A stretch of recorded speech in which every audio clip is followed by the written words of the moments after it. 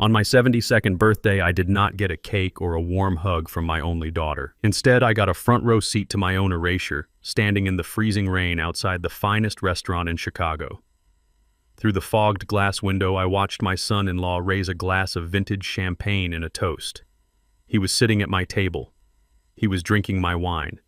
And he was celebrating the fact that he had just successfully convinced the world that I, Ezekiel Vance, was losing my mind. But what he did not know was that the shivering valet parking attendant standing next to me had just overheard a phone call that would hand me the keys to destroy them all.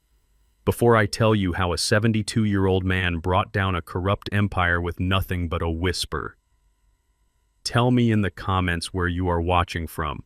Hit like and subscribe if you believe that respect has no expiration date and that betrayal should always have consequences. The rain that night felt personal. It was a cold, sharp October downpour that seeped right through the shoulders of my Italian wool suit. This was the suit I had bought specifically for tonight.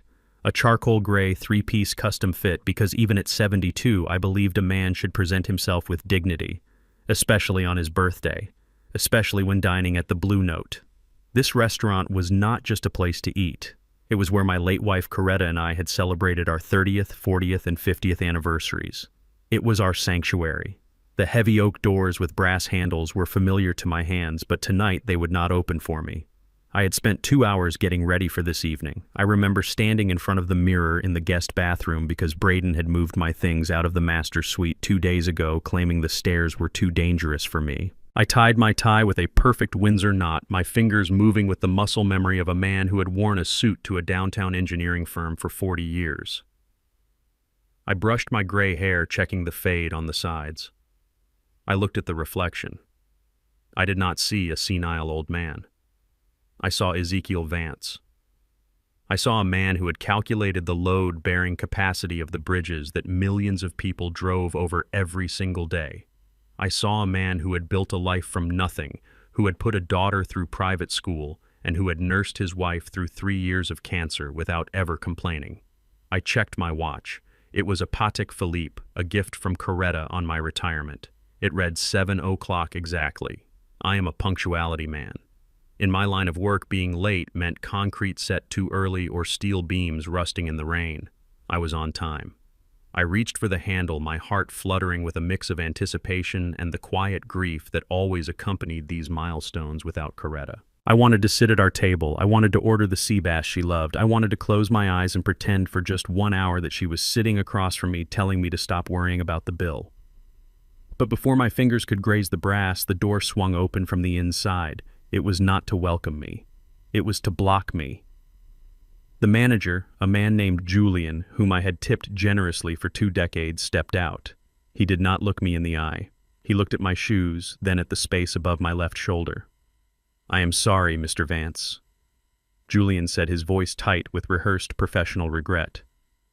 "We cannot seat you tonight." I frowned, checking my watch again. "I am on time, Julian," I said, my voice steady. "The reservation is under Vance. Table 4 by the window.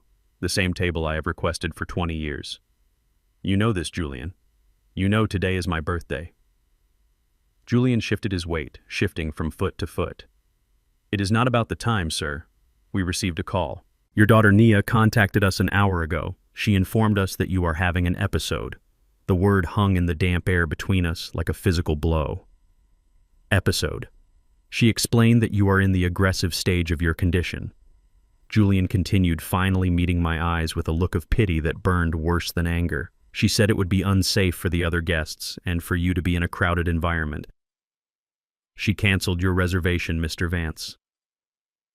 I stood there, the rain dripping from the brim of my hat onto my nose. I felt a tightness in my chest.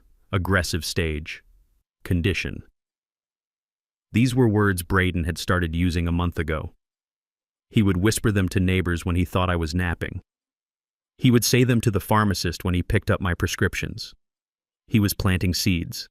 And now those seeds had grown into a wall that was blocking me from my own life. "Julian," I said, stepping forward, my voice dropping an octave to that low rumble I used to use in boardrooms when contractors tried to cut corners.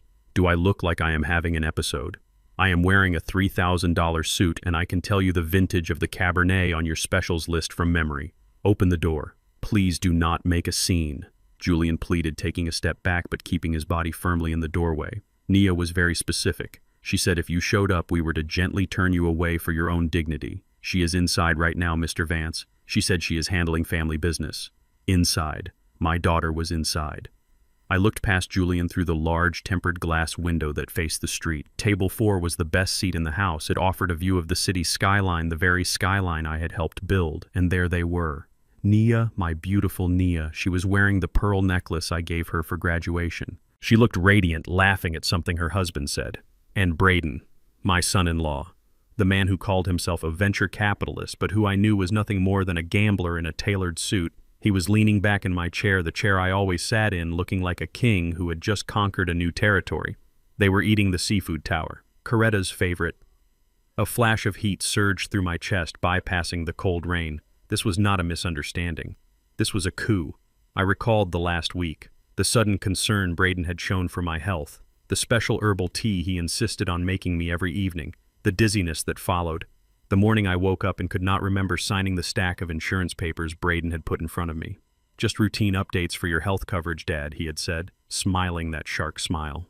I realized now, standing on the wet pavement, that those were not insurance papers. I pressed my hand against the cold glass. Nia glanced out the window. For a second, our eyes locked. I expected to see shame. I expected to see her jump up and run to the door. Instead, she looked at me with a detached sorrow, the kind you give a stray dog you cannot feed. Then she turned back to Braden and he poured more champagne into her glass. She took a sip. She chose him. My daughter chose the shark over the man who taught her how to walk. Mr. Vance, please, Julian said softly. Go home. Do not make us call the authorities. Nia said you might get confused and violent. Violent. They had painted me as a monster to steal my seat at the table. I turned away from the door. My dignity would not allow me to scream. Not here. Not where Coretta and I had shared so many quiet moments. I walked down the steps, the water sloshing over my polished leather shoes. I felt old. For the first time in my life, I felt truly elderly, defeated. Maybe they were right. Maybe I was just a relic taking up space. Maybe I should just go back to the basement room Braden had moved me into and wait for the end. I stood under the awning of the valet stand waiting for a taxi because I knew my car keys were missing. Braden had taken them yesterday, saying he needed to move my car for street cleaning. He never brought them back. Excuse me, sir. The voice was low, barely audible over the drumming of the rain. I looked up. It was the valet attendant, a young black man, maybe 30 years old. I had seen him here before, but I had never really looked at him. He was soaked through his cheap uniform jacket, shivering slightly. His name tag read, Marcus. I do not have a car ticket, son, I said, staring blankly at the street. My family took my car. I know, Sir Marcus said. He stepped closer, checking over his shoulder to make sure Julian was back inside. He held a large black umbrella over my head, shielding me from the downpour. I should not be telling you this, Marcus whispered, his eyes intense and intelligent. I have got a little girl at home and I cannot afford to lose this job. But what that man inside is doing, it is not right. I looked at him sharply. The fog in my brain cleared instantly. The engineer was back online. What are you talking about, Marcus? The guy inside, the one with the blonde hair, Braden. Marcus leaned in closer, his voice dropping to a hush. He came out here 10 minutes ago to smoke. He was on the phone. He did not think I was listening because I was parking a Jaguar, but I heard him. I held my breath. What did he say? He was talking to a realtor, Marcus said. He said the guardianship papers went through this afternoon. He said the old man is officially incapacitated. My fists clenched at my sides. But that is not all, Marcus continued, and I saw a flicker of anger in his own eyes. He told the realtor to list your house on the market at 8 a.m. tomorrow morning. He said to price it 20% below market value for a cash quick sale, he said. Marcus hesitated, looking pained. Say it, son. He said he needs the cash by Friday to cover a margin call or he is a dead man. He is selling your house out from under you while you are still sleeping in it, sir. The world stopped spinning. The rain went silent. It all clicked into place. The dizziness, the papers, the scene tonight. It was not just about humiliation. It was a robbery. Braden had gambled away his own money and now he was liquidating my life to cover his debts. And Nia, my poor foolish Nia, was letting him do it, believing his lies about my mental health. They thought I was a senile old man who would go home, drink his warm milk, and sleep while they sold the roof over his head. They thought Ezekiel Vance was a structure that had lost its integrity, ready to be demolished. I looked at Marcus. This young man, a stranger with water dripping from his nose, had shown me more loyalty in 2 minutes than my family had in 10 years. "Thank you, Marcus," I said, and my voice was different now. It was cold, precise, dangerous. I reached into my pocket. My wallet was gone. Braden must have taken it when I was napping earlier.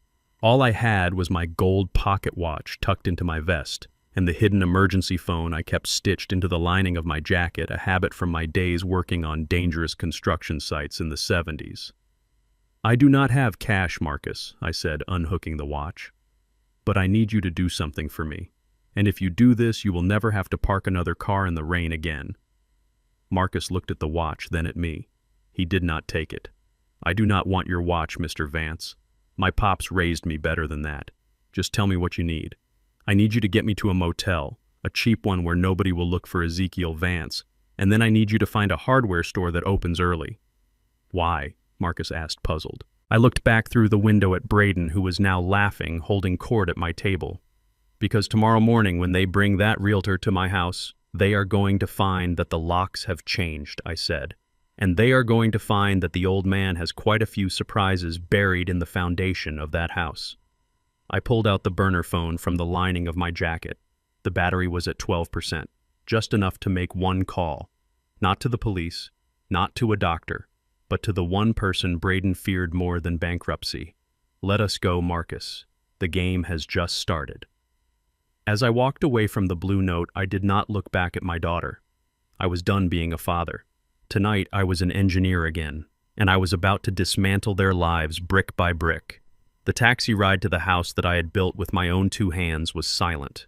The only sound was the rhythmic thumping of the windshield wipers fighting a losing battle against the storm. Marcus sat in the front seat next to the driver, his eyes scanning the road with the alertness of a soldier. I sat in the back, clutching my burner phone like a lifeline. My mind was racing not with fear, but with calculations. I was treating the situation like a bridge that was about to collapse. I needed to identify the stress points. I needed to find the cracks in the foundation before the whole structure came down on top of me. We turned onto Maple Street. My heart gave a painful lurch.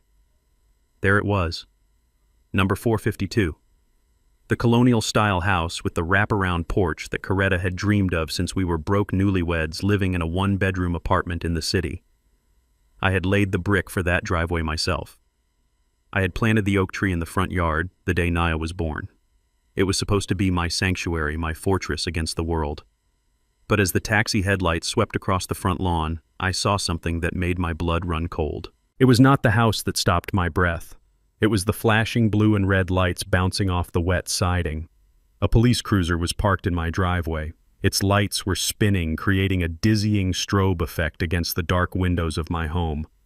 "Stay here, Marcus," I said, my voice low and commanding.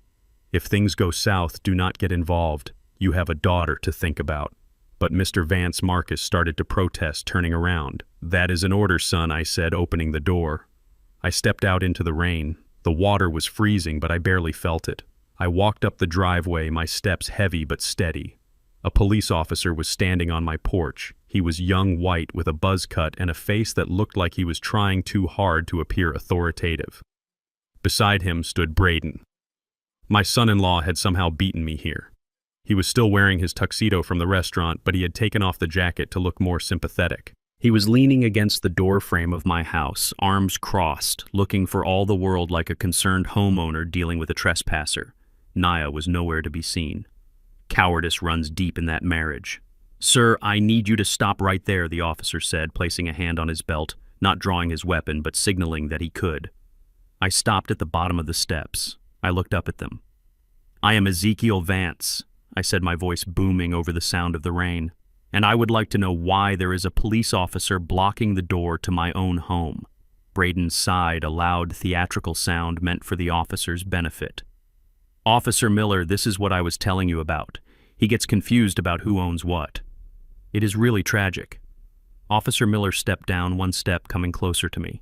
He held a clipboard in his hand, protected by a plastic cover. "Mr. Vance, your son-in-law here has shown me some paperwork. It states that as of this afternoon, he has emergency guardianship over you and your estate due to medical incapacity. The words hit me harder than a physical blow. Guardianship. That was a legal nuclear weapon. It stripped a person of their rights to vote, to spend money, to choose where they lived. It turned a grown man into a child in the eyes of the law. That is impossible, I said, fighting to keep my voice steady. I have never been declared incompetent. I am a retired structural engineer. I do the Sunday crossword puzzle in pen. Let me see that paper. Officer Miller hesitated, then held the clipboard out to me. I squinted through the rain and the dim porch light. The document was real. It had the seal of the county court. It was dated today. But my eyes were drawn to the bottom of the page. There was a signature there, a shaky, uneven scrawl that looked vaguely like mine. I stared at that signature and suddenly the memory hit me. It crashed into my mind with the force of a freight train. It was last Tuesday. I had been sitting in the kitchen feeling fine, reading the newspaper. The sun was streaming through the bay window, illuminating the dust motes in the air. Braden had come in smiling that rare smile he saved for when he wanted something. He had made me a cup of tea. An herbal blend, he said. Something to help with your blood pressure, Dad. I remembered the taste. Bitter. Earthy. It had a metallic tang that lingered on the back of my tongue. He had put a lot of honey in it to mask the flavor. I had commented on it. Why is it so sweet, Braden? He had just laughed and said he wanted to make sure I enjoyed it. 20 minutes later, the room had started to spin. My hands had felt heavy like they were made of lead. I could not focus my eyes. The newspaper letters started to swim together like black ants on the page. I tried to stand up, but my legs felt like jelly. Braden had been there instantly, guiding me back into the chair. Easy. Dad, easy. He had said, his voice swimming in my ears. You are just having a dizzy spell. Drink some water. Then he had put a stack of papers in front of me. Just insurance updates, Dad, he had said. We need to sign these so your coverage does not lapse. The deadline is today. Just sign here and here. I will guide your hand. I had trusted him. God help me. I had trusted the man who married my daughter. I thought I was signing for health insurance. I was signing away my freedom. I was signing my own death warrant. He drugged me, I whispered. I looked up at Officer Miller. The anger was rising now, hot and suffocating. He drugged me last Tuesday. That signature is from when I was under the influence of something he put in my tea. This is fraud. This is criminal. Officer Miller looked uncomfortable. He glanced back at Braden. See, Braden said, shaking his head sadly. Paranoia. The doctors warned us about this. He thinks everyone is poisoning him. It is part of the dementia. He thinks the mailman is a spy, and he thinks I am trying to hurt him. Mr. Vance, the officer said, taking the clipboard back. I am not a judge. I cannot determine if this is fraud. All I know is that this is a valid court order, and it says that Mr. Braden holds the power of attorney and makes decisions regarding your residence. He has requested that you remain on the premises, but he says you have been becoming violent in the main living areas. Violent. I had never raised a hand to anyone in my life except in self-defense. So here is how it is going to be, the officer continued. You can go inside. But Mr. Braden says the master bedroom is off limits for your safety. He has prepared a room for you downstairs. Downstairs. He meant the basement, the finished basement that we used for storage. It had one small window near the ceiling and a concrete floor covered by thin carpet. I could smell the expensive cologne he wore, bought with money he had likely stolen from my accounts. Welcome home, Dad, he whispered so only I could hear. Try not to break anything. I walked into the foyer. The house smelled the same lemon polish and old wood, but it felt different. It felt hostile. I looked toward the stairs leading up to the second floor to the master bedroom where Coretta and I had slept for 30 years. Nia was standing at the top of the stairs. She was still in her evening gown. She looked down at me, her face pale. Nia, I said softly. She flinched. She didn't say a word. She just turned around and walked into the master bedroom, closing the door. My door. She was locking me out of my own marriage bed. She was locking me out of the memory of her mother. Let us go, Braden said, shoving me roughly toward the door that led to the basement. Your suite is ready. I walked to the basement door. I opened it and stared down into the darkness. I could smell the dampness. It was the smell of neglect. Wait, Braden called out. I turned. He was holding something. It was my suitcase. The vintage leather suitcase I had packed weeks ago for a planned trip to visit my sister in Georgia. He must have dragged it out of the closet. "You will need this," he said.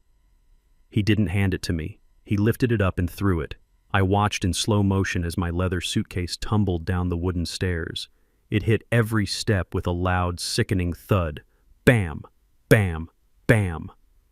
Finally, it hit the concrete floor at the bottom, bursting open. My clothes, my shirts, my underwear spilled out onto the dirty floor. Braden laughed, a short, sharp bark of a laugh. "Get comfortable, old man," he said, leaning over the railing, his face twisted into a mask of cruelty that he no longer bothered to hide from the police officer outside. "And do me a favor. Stay quiet tomorrow morning." Why, I asked, my hand gripping the doorknob so hard my knuckles turned white. "Because the buyers are coming at 9 a.m., Braden said, checking his watch. "I am selling the house as is. Cash offer. They want to tear it down and build condos, so do not ruin this for me. If you make a peep, I will have you committed to the state asylum so fast your head will spin." He slammed the door in my face. I heard the lock turn. Click. I was a prisoner in the house I had built. I walked slowly down the stairs, picking up my clothes one by one. I found a photo of Coretta that had fallen out of the side pocket. The glass of the frame was cracked right across her face. I sat down on the cold concrete floor, holding the broken picture. The basement was silent, but inside my head the noise was deafening. He was going to sell my house. He was going to erase my legacy. He thought he had broken me. I looked at the small high window. I could see the tires of the police car pulling away. I was alone. Or so they thought. I reached into my pocket and pulled out the burner phone. Marcus had texted me one word while I was standing on the porch, listening. I smiled. A cold, hard smile. Braden thought he had locked me in, but he didn't know that an engineer always knows the weak points of a structure. And he didn't know that while he was throwing my suitcase, I had spotted something in the corner of the basement. A grim relic from the previous owners that I had never thrown away. I stood up and wiped the dust off my knees. I looked at the cracked photo of my wife. "Do not worry, Coretta," I whispered. "They want to sell our home. Let them try. By tomorrow morning, this house is going to be the biggest trap in Chicago." I picked up the phone and dialed Marcus. "Marcus," I said when he answered, "go to the hardware store, but forget the locks. I need you to buy something else." "What do you need?" Mr. Vance Marcus asked. "I need a high-frequency audio emitter and 3 gallons of red paint," I said. "If they want to say I am crazy, let us give them a show." "But Marcus, bring the file. The file. The one I hid in the ductwork behind the furnace 10 years ago," I said, looking at the rusted vent above my head. "It is time to introduce Braden to the real owner of this property." The game had changed. It wasn't about defense anymore. It was about war. The first hour in that basement was not spent in fear.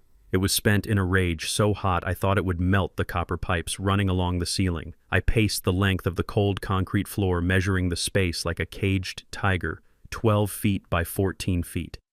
This was my world now. I wanted to scream. I wanted to kick the door until the wood splintered. I wanted to charge upstairs and strangle Braden with his own silk tie. My fists were clenched so hard my fingernails bit into my palms, drawing blood. I was Ezekiel Vance.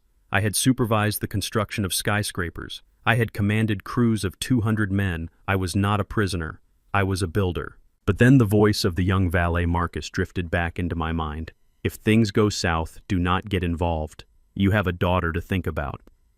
And then I remembered the look on Braden's face, the smug certainty. He wanted me to be violent. He wanted me to scream and pound on the door. If I acted like a raging bull, I would only prove his lie. I would be the aggressive, demented old man he had painted me to be. The police would come back, and this time they would take me to a place with padded walls and heavy sedation. I stopped pacing. I took a deep breath, inhaling the scent of dust and mildew. "I am a structural engineer. You do not fix a cracking foundation by hitting it with a sledgehammer. You stabilize it, you analyze the stress points, you wait." I sat down on the narrow cot they had set up in the corner. It was an old camping cot, probably bought for $20. I closed my eyes. If Braden wanted a senile old man, I would give him the performance of a lifetime. I would become the very thing he claimed I was. I would be invisible. I would be pathetic. And while he looked at me with disgust, I would be watching him with the precision of a hawk watching a field mouse. The door at the top of the stairs opened. A slice of light cut through the gloom. "Dad." It was Nia. Her voice was trembling. I stayed on the cot. I let my shoulders slump. I let my mouth hang open slightly. I stared at a stain on the carpet with a vacant expression. "Dad, I brought you some dinner." She walked down the stairs slowly. She was holding a plastic tray. No china plates for the crazy old man, just plastic. She set the tray down on a cardboard box near the cot. It was beef stew. It smelled like the canned kind, the kind Coretta never would have allowed in our pantry. I did not look at her. I kept my eyes fixed on the floor, counting the fibers in the cheap rug. "Please look at me, Dad," Naya whispered. She sat on the edge of the cot. The mattress springs groaned. "I know this seems harsh, but Braden says it is for your own safety. You have been forgetting things. You got aggressive at the restaurant. We just want to make sure you do not hurt yourself." I turned my head slowly. I looked at my daughter. The little girl I used to carry on my shoulders to watch the parade was gone.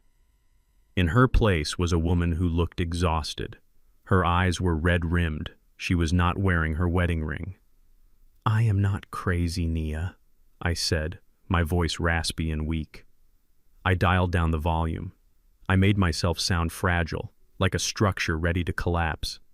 "I know, Dad," she said, but her eyes darted away. "It is just for a little while, until the doctors can adjust your medication." She reached out to touch my hand. As her sleeve pulled back, I saw it. On her forearm, just above the wrist, was a bruise. It was not a small accidental bump. It was the distinct shape of finger marks. 4 dark purple welts where a hand had squeezed too hard. My heart stopped. Art. The rage I had felt earlier vanished, replaced by a cold, sickening realization. Braden was not just hurting me. He was hurting her. Suddenly everything made sense. The way she flinched when he moved too fast. The way she agreed with everything he said, no matter how ridiculous. She was not his accomplice. She was his hostage. She was betraying me because she was terrified of him. I wanted to grab her hand. I wanted to ask her, "Did he do this to you?" I wanted to tell her I would kill him. I wanted to be her father again, but I could not. If I showed my strength now, if I showed my clarity, Braden would just tighten the leash on her. He would hurt her more to control me. I had to play the long game. I had to save her by destroying him, and I could only do that from the shadows. So I did the hardest thing I have ever done in my life. I ignored the bruise. "Who are you?" I asked, making my eyes go wide and confused. "Where is Coretta?" Nia sobbed. A choked, painful sound. "Mom is gone, Dad. She died 5 years ago." "Oh," I said, looking back at the floor. "I thought she was making dinner." Nia stood up, wiping her eyes. "I am so sorry, Dad. I have to go back upstairs. Braden gets angry if I stay down here too long." She hurried up the stairs as if the devil himself was snapping at her heels. And maybe he was. 20 minutes later, the door opened again. This time the footsteps were heavy, confident, the footsteps of a man who thinks he owns the earth beneath his feet. "Well, look at this cozy setup," Braden boomed. His voice echoed off the concrete walls. He walked down the stairs holding a glass of scotch in one hand and his smartphone in the other. He was wearing a fresh shirt, crisp and white. He looked at me like I was a piece of trash that had missed the bin. "Eat up, old man," he said, kicking the cardboard box with the plastic tray. "You are going to need your energy. Big day tomorrow." I looked up at him. I started to tremble. I made my hands shake violently. I reached for the spoon, but I let my hand spasm. The plastic bowl tipped over. The beef stew splashed all over the floor and onto Braden's polished leather shoes. "You stupid old fool," Braden shouted, jumping back. "Look what you did. These are Italian leather." I cowered. I pulled my knees up to my chest. "I am sorry," I whined. "My hands. They won't work." Braden looked at me with pure, unadulterated loathing. "You are pathetic. To think you used to run a company. Look at you. You are just a leaky faucet waiting to be turned off." He pulled a handkerchief from his pocket and wiped his shoe, muttering curses. Then his phone rang. He didn't step outside. Why would he? In his mind, I was just a senile vegetable. I wasn't a witness. I was furniture. He answered the phone on speaker, placing it on the railing while he continued to clean his shoe. "Yeah, talk to me," Braden said. The voice on the other end was slick, fast-paced. It was his broker, or maybe his bookie. "Braden, we have a problem," the voice said. "The Cayman account is still flagged. We cannot move the $2 million until you show a legitimate source of income. The feds are sniffing around the venture fund. I kept my head down, but my ears were wide open. Cayman account. Flagged. Feds. Relax, Braden said, standing up and taking a sip of scotch. I told you I have it handled. The house goes on the market tomorrow at 9. I have a cash buyer lined up. A shell company, developers. They are paying $1.5 million. It is a fire sale. 1.5, the voice asked. That property is worth 3. I know, Braden laughed. That is the beauty of it. We sell it cheap for cash. We take the cash, funnel it through the restaurant renovation project, and boom, clean money. By the time the probate court figures out the old man was not actually crazy, we will be in Brazil. And the wife, the voice asked. Nia, Braden scoffed. She does what she is told. She thinks we are using the money to put him in a luxury care facility. She is too scared to ask questions. Once the money clears, I am filing for divorce. She can have the debt. My blood ran cold. He wasn't just stealing my house. He was planning to frame my daughter for his financial crimes and leave her with nothing. I sat there rocking back and forth, humming a nursery rhyme under my breath, acting the part of the fool, while my mind recorded every word. Okay, the voice said. But you need that signature on the deed transfer. I got the power of attorney yesterday, Braden said. The old man signed it, thinking it was a prescription refill. It is a done deal. I just need to keep him hidden for 48 hours until the wire transfer hits. Then we dump him at the state ward. He laughed again. It was a dry, soulless sound. All right, I have to go, Braden said. He grabbed his phone. Oh, and remind me to get a new phone. This one keeps dropping calls. The battery is shot. He looked at the device in his hand with annoyance. Then he did something that felt like a gift from God. He tapped the screen aggressively. Piece of junk, he muttered. He looked around the basement. His eyes landed on the overflowing trash can in the corner filled with old newspapers and debris from when we used to store things down here. He tossed the phone. It hit the rim of the trash can and fell inside, disappearing under a pile of old magazines. He pulled a brand new phone, the latest model, from his back pocket. Clean up this mess, Braden said, pointing at the spilled stew. And do not make a sound tonight. If I hear one peep from down here, I will come back and I won't be as nice as I was this time. He turned and walked up the stairs. He turned off the light. Then he locked the door. I waited in the darkness. I counted to 100, then 200. I listened for his footsteps to fade away. I listened until the house was completely silent. I moved. I didn't tremble. I didn't shake. I moved with the speed and agility of the man I used to be. I crawled across the floor. My knees ached on the cold concrete, but I ignored the pain. I felt like a soldier behind enemy lines. I reached the trash can. It was dark, but my hands knew what they were looking for. I dug through the papers. I pushed aside empty soda cans and dust bunnies. My fingers brushed against something cold and smooth. I pulled it out. Braden's old phone. The screen was cracked in the corner, but the body was intact. I held my breath and pressed the side button. Please, I whispered. Please. For a second, nothing happened. Then a faint white light illuminated the darkness of the basement. The Apple logo appeared. It was not dead. It had 4% battery left. I swiped up.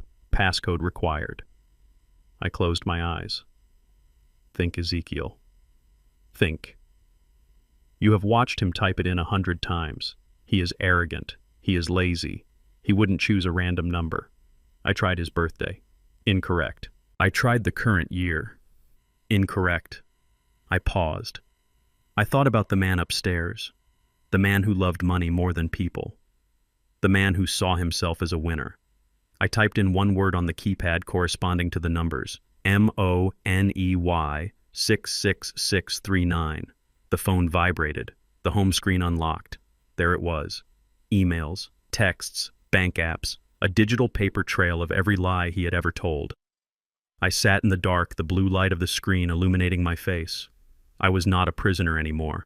I was a hunter, and I had the weapon I needed to bring the whole house down. I dialed Marcus' number on my burner phone. Marcus, I whispered when he answered. Mr. Vance, are you okay? I am better than okay, son, I said, staring at the open email on Braden's screen detailing the wire transfer. Get the paint, I said, and call your friend at the police station, the one you trust. Tell him tomorrow morning at 9 o'clock he is going to want to be at 452 Maple Street. Why? Marcus asked. Marcus, because I said, a smile spreading across my face for the first time in days. I am about to host an open house that nobody will ever forget. Escaping my own home was not a matter of strength, it was a matter of geometry. At 74 years old, my joints were rusted hinges that protested with every movement, but my mind was still a precision instrument. The basement window was a rectangular aperture situated 7 feet above the concrete floor. It was 12 inches high and 20 inches wide. Small for a man of my stature, but not impossible. The challenge was not just fitting through the hole, it was getting up there without making a sound that would alert the predator pacing the floorboards above my head. I dragged 3 sturdy plastic storage bins from the corner of the room. They were filled with old holiday decorations, remnants of happier times when Nia was a child and Coretta was still alive to hang mistletoe in the hallways. Now they were just steps on a ladder to freedom. I stacked them against the wall, forming a makeshift staircase. Each step I took was a calculated risk. The plastic groaned under my weight, threatening to buckle and send me crashing down to the floor. I froze with 1 foot on the second bin, my heart hammering against my ribs like a trapped bird. Above me, the floorboards creaked. Braden was in the kitchen directly overhead. I could hear the clink of a bottle against a glass. He was drinking. Good. Alcohol would dull his senses, but it would also make him volatile. If he caught me now, there would be no police, no doctors. There would only be an accident on the stairs. I waited until I heard him walk into the living room before I took the next step. I reached the window. The latch was painted shut years ago, a mistake I had noted on my mental punch list but never got around to fixing. Now that laziness was my enemy. I pulled a flathead screwdriver from my back pocket, a tool I had swiped from the junk drawer earlier while Nia was cleaning up the spilled stew. I wedged the metal tip into the seam of the frame. I applied pressure, slowly increasing the torque. I did not jerk it. I did not force it. I leaned into it, letting physics do the work. There was a sharp crack as the paint seal broke. The sound seemed deafening in the silence of the basement. I held my breath, closing my eyes and praying to a God I hadn't spoken to in years. I waited for the footsteps above to stop. They didn't. Braden was now talking on the phone, his voice muffled and angry. He hadn't heard. I pushed the window open. The cold night air rushed in, smelling of wet asphalt and freedom. It was the sweetest thing I had ever smelled. Now came the painful part. I had to lift my 74-year-old body up and through that narrow opening. I hooked my elbows over the sill. The rough concrete scraped my skin through the fabric of my suit jacket. I grunted, biting my lip to keep from crying out as I hauled myself up. My shoulder, which had been bothering me for a decade, screamed in protest. I squeezed my head and shoulders through first. The rain hit my face instantly. I wriggled my torso, twisting my hips to clear the frame. It was a painful, undignified exit for a man who used to walk into boardrooms with a briefcase, but dignity was a luxury I could no longer afford. I tumbled out onto the wet grass of the side yard, landing on my shoulder with a heavy thud. I lay there in the mud for a moment, letting the rain wash over me, the water mixed with the sweat on my forehead. I was out. I was free. But I was also a fugitive in the city I had helped build.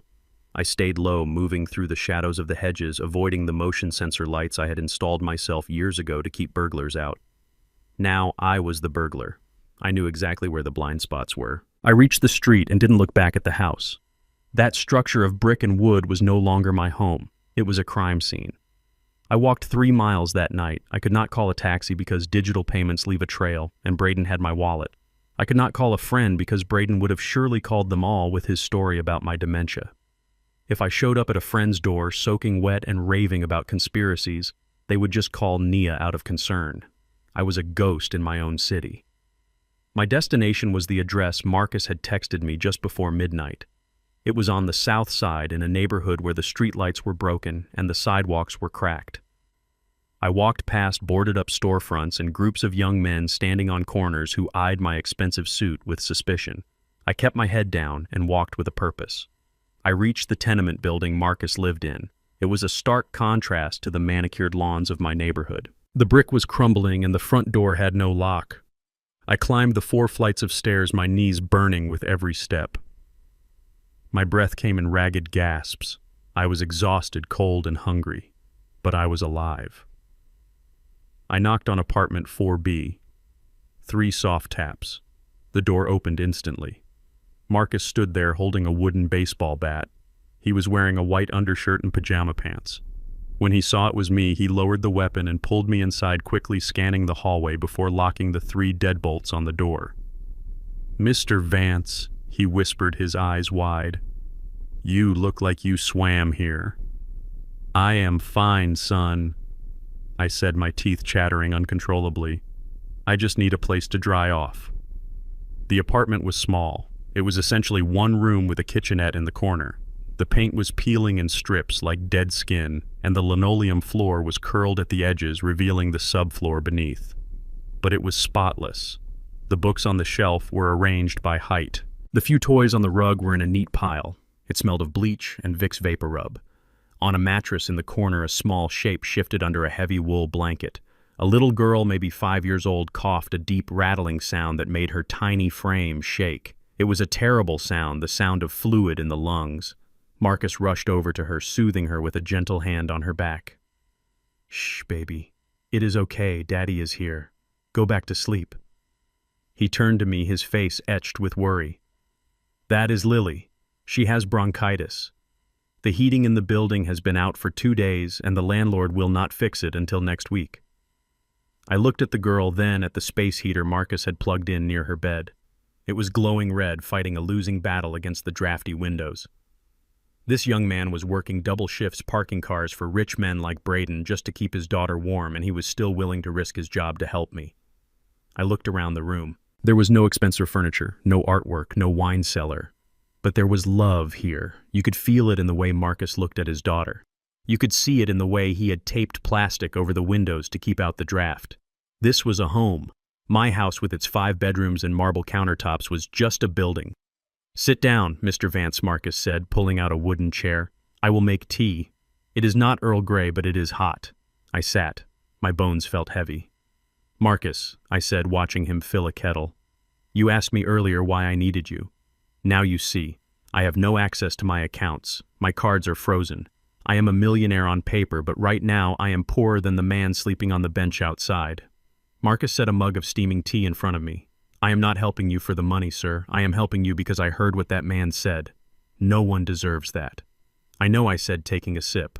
The warmth spread through my chest, chasing away the chill. "But we cannot fight a war on good intentions alone. Braden has lawyers. He has the police in his pocket. He has the narrative. To beat him, I need information, and information costs money." I reached for my left wrist. The Rolex Submariner was cold against my skin. It was a 1982 model with a gold band and a deep blue face. Coretta had given it to me when I landed the contract for the bridge downtown. It was the first expensive thing we ever owned. It was my lucky charm. It was the only piece of her I had left on me. I unclasped it. The mechanism clicked softly, a sound of precision engineering that I had loved for decades. "Mr. Vance," Marcus said, stopping me, "do not do that." I placed the watch on the scarred wooden table between us. It gleamed under the harsh light of the bare bulb overhead, a stark contrast to the poverty of the room. It looked out of place like a diamond in a coal mine. "Take it," I said, my voice firm. "No," Marcus said, stepping back. "That is your watch. I know what that means to you. I saw you looking at it at the restaurant. That is your history. It is a thing, Marcus. Just a collection of gears and springs. That little girl over there, that is a life. And my dignity, that is a life. I need you to take this to a pawn shop tomorrow morning, not the one on Main Street. Go to Eager Eddie's on 5th. He asks fewer questions." Marcus looked at the watch, then at his sleeping daughter, who coughed again in her sleep. "It is worth $15,000 on the second-hand market," I said. "Eddie will give you 5 because he is a crook. Take it. Keep 20% for yourself. Get Lily some medicine. Get a portable heater that actually works. And buy her a winter coat." "And the rest?" Marcus asked, his voice barely a whisper. "The rest is for the war chest," I said, leaning forward. "I need you to hire a private investigator. I wrote down a name on this napkin. His name is Silas. He used to do background checks for my company. He is expensive, but he can find water in a desert. I need to know who Braden owes money to. I need to know why he is so desperate." Marcus reached out and slowly picked up the watch. He held it with reverence like it was a holy relic. "I will not let you down, Mr. Vance." "I know you won't," I said. "Now, do you have a computer?" He nodded, pointing to an old laptop on a stack of milk crates. "It is slow, but it works." "I need you to run a search," I said. Braden mentioned a shell company, Vanguard Holdings, and he mentioned a name, Vargas. Marcus sat down at the computer. I watched him work. He was faster than I expected. His fingers flew across the keyboard. He wasn't just a valet, he was sharp. He knew how to navigate the dark corners of the public records databases. Hours passed. I dozed off in the chair, exhausted. I woke up to the sound of Marcus gasping. The sun was just starting to peek through the grime on the windows, casting a gray light over the room. Marcus was staring at the screen, his face pale. "Mr. Vance," he said, and his voice shook. "You need to see this." I stood up, my joints popping, and walked over to look over his shoulder. "I thought Braden was just a bad gambler," I said, rubbing my eyes. "I thought he was just trying to cover some losses in the stock market." "No, sir," Marcus said, scrolling down a document he had found. "It is much worse than that. Look at this police report from New Jersey, and this foreclosure notice." I squinted at the screen. Braden didn't just lose money, he stole it. He was managing a fund for a private lending group out of Atlantic City. "A private lending group?" I asked. "Loan sharks, Mr. Vance. High-level organized crime. The name Vargas, that is Hector Vargas. He runs the syndicate on the East Coast." I felt a chill that had nothing to do with the cold apartment. "Braden took $2 million of their money and bet it on a tech startup that went bust last week," Marcus explained, pointing to the dates. "They gave him an ultimatum." I read the text on the screen, an intercepted email that Silas the investigator must have archived in a leaked database Marcus had accessed. The subject line was simply, "The clock." The email read, "You have 48 hours. If the funds are not wired by Friday noon, we do not come for the money. We come for the knees. And then we come for the wife." "My God," I whispered.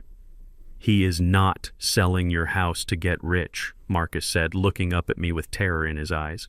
"He is selling your house to stay alive, and he is selling it to pay back killers." The decision to hand over my watch was not impulsive. It was the result of a cold, hard calculation, the kind I had made 1,000 times on construction sites when we had to sacrifice a non-load-bearing wall to save the foundation. But this was different. This wall was made of gold and sapphire glass, and it held the heartbeat of my dead wife inside its gears. I sat at the rickety table in Marcus' apartment, staring at the Rolex Submariner lying on the scarred wood. The overhead bulb reflected off its polished surface. It looked alien in this room. It belonged in a boardroom or on the wrist of a man steering a yacht, not here among the peeling paint and the smell of Vicks VapoRub. That watch was a 1982 model. I remembered the day Coretta gave it to me. It was the night I won the bid for the Crosstown Bridge project. We were sitting in our kitchen eating takeout because we had put every spare dollar into my bonding company. She had slid a small velvet box across the table. I told her we could not afford it. She told me that a man who builds bridges for the future needs to know what time it is. On the back she had engraved 3 words. "To my builder." Now I was about to sell it to pay a stranger to spy on my son-in-law. Marcus stood by the window looking out at the gray dawn. He had refused 3 times. "Mr. Vance," he said, turning to me, his voice thick with exhaustion. "I cannot do it. That is your life. That is Mrs. Coretta. If we pawn that, we are pawning your memories."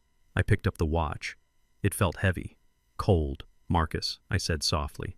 "Coretta did not give me this watch so I could look at it while my daughter was being abused and my home was being stolen. She gave it to me so I would never be late. And right now, son, we are very late." I held it out to him. "Take it to Eager Eddie's on 5th Street, I instructed. "Do not go to the chains. They scan ID and they upload to the police database. Braden has friends in the precinct. If a stolen Rolex alert pops up with my serial number, they will come for me." Eddie does not care about serial numbers. He only cares about gold weight and resale value. Marcus took the watch. His hands were rough from years of parking cars and changing tires, but he held that piece of metal like it was a newborn bird. "I will get it back, Mr. Vance," he promised. "I swear on my daughter's life. When this is over, I will go back and buy it out. Just get the money, Marcus," I said, looking away because I could feel tears pricking my eyes and I did not want him to see them. "Get the money and find Silas." Marcus left. I spent the next 3 hours sitting in a chair by the window watching over his sleeping daughter, Lily. She coughed intermittently, a wet, heavy sound that rattled in her small chest. I looked at the plastic sheeting taped over the windows. I looked at the empty refrigerator. Braden was living in my house, drinking my scotch, while this man was selling his soul to help me. The injustice of it burned in my stomach like acid. When Marcus returned, he looked different. He looked harder. He was carrying a thick brown envelope in a plastic bag with medicine. He sat down opposite me and slid the envelope across the table. He gave me 4,000, Marcus said quietly. It is worth 15, I said without emotion. I know Marcus said, his jaw tightening. I argued with him. I told him it was a vintage piece. I told him about the engraving. Eddie just laughed. He said old watches are like old men. Nobody cares about their history, they only care if they still work. He knew I was desperate, Mr. Vance. He saw my shoes. He saw my coat. He knew I was not walking out of there with the watch. I nodded. Predatory lending. It was the same game Braden was playing, just at a lower level. It is enough, I said, opening the envelope. The smell of old bills filled the air. Musty. Dirty. But it was ammunition. Marcus reached into his pocket and pulled out a receipt. And I got the amoxicillin for Lily. And I paid the electric bill so they won't cut us off tonight. Good, I said. Now tell me about Silas. I called him, Marcus said, leaning forward. I used the code word you told me. Structural integrity. He met me at a diner on the west side. He did not look like much. Guy wears a trench coat that looks like he has slept in it for a week, but when I gave him the cash and the name Vanguard Holdings, his eyes lit up. Silas is the best data miner in the city, I said. He used to find dirt on contractors who tried to bid against me. If Braden has a secret, Silas will find it. He already did, Marcus said. He pulled a folded stack of papers from his inside jacket pocket. Silas works fast. He has access to the dark web credit reports, the ones the banks do not see. He ran a trace on Braden and that shell company. I took the papers. My hands were steady now. I was in work mode. What am I looking at? I asked, scanning the columns of numbers. You are looking at a man who is drowning, Marcus said, pointing to a figure highlighted in yellow. Look at the dates, Mr. Vance. 3 years ago, Braden started day trading. He started small. 10,000 here, 20,000 there. He was winning at first. He bought that Porsche. He took Nia to Paris. He thought he was a genius. Beginner's luck, I muttered. The worst thing that can happen to a gambler. Exactly, Marcus said. Then the market turned. He lost big on crypto. Then he lost big on tech shorts. By last year, he was down $600,000. I looked at the number. It was a fortune, but not enough to bankrupt him if he had just stopped. But men like Braden never stop. They double down. He raided your daughter's trust fund, Marcus said, his voice low. I froze. Nia's fund? Gone, Marcus said. He forged her signature. He drained it. But that wasn't enough to cover the hole. So he went to the private lenders. Vargas? I whispered, remembering the name from the phone I had found. Hector Vargas, Marcus confirmed. He runs a loan shark operation out of a trucking front in New Jersey. They do not charge interest rates, Mr. Vance. They charge VIG, points on the principal, every week. Braden borrowed $2 million to try and win back the $600,000 he lost. He bet it all on a biotech merger that was supposed to be a sure thing. And? The merger was blocked by the FDA last Tuesday, Marcus said. Last Tuesday. The same day he drugged my tea. The same day he forced me to sign the papers. The stock went to zero, Marcus said. Braden lost the $2 million in 4 hours. I leaned back in my chair. The pieces of the puzzle were falling into place with a terrifying click. Braden wasn't just a greedy son-in-law. He was a dead man walking. Silas found an intercepted email, Marcus said, flipping to the last page. It was sent to Braden's encrypted account yesterday morning. I read the text. It was short, brutal. Mr. Braden, the grace period is over. You have 48 hours. If the funds are not wired by Friday noon, we do not come for the money. We come for the knees. And then we come for the wife. For the wife. My hand crushed the paper. He put my daughter in the crosshairs of a cartel. That is why he is selling the house for cash, I realized. He needs $1.5 million to pay the VIG and buy another week of life. He isn't trying to get rich. He is trying to stop them from breaking his legs. And he is willing to throw you in a mental institution and leave your daughter homeless to do it, Marcus said with disgust. I looked at the clock on the wall. It was now Thursday afternoon. The deadline was Friday noon. Less than 24 hours. If he sells the house tomorrow morning, he wires the money and he vanishes, I said, thinking aloud. And once Vargas gets paid, I lose my leverage. I need that debt to hang over him. I need him desperate. So, we stopped the sale, Marcus said. No, I said, standing up. We do not just stop it. We destroy it. I walked over to the corner where Marcus had stacked the supplies we bought. The 3 gallons of red paint. The audio emitter. Braden thinks he is dealing with a senile old man, I said, my voice hardening. He thinks he is dealing with a victim. But he forgot one thing about Ezekiel Vance. What is that? Marcus asked, standing up with me. I built this city, I said. I know how to construct things. But I also know how to tear them down. I looked at the red paint. Tomorrow morning when those buyers walk into my house, they are not going to see a luxury property ready for condos. They are going to see a nightmare. Marcus smiled, a grim determination on his face. I will get the paintbrushes, he said. No brushes, I said. Looking at my hands, the same hands that had built bridges and cradled my wife and now had sold her watch to buy a weapon. We are going to use our hands. If Braden wants a crazy man, let us give him a masterpiece. I touched the empty spot on my wrist where the Rolex used to be. A phantom weight lingered there. Coretta, I whispered to the empty room, I hope you can forgive me, but I am about to make a mess. We waited for nightfall. The sacrifice had been made. The information had been gathered. Now it was time for the war. The next morning I woke up before the sun. I did not wake up as Ezekiel Vance, the respected engineer. I woke up as the monster Braden needed me to be, the madman, the burden, the chaotic element in his perfectly ordered fraud. Marcus had delivered the supplies through the basement window at 3 in the morning. 3 gallons of bright red latex paint.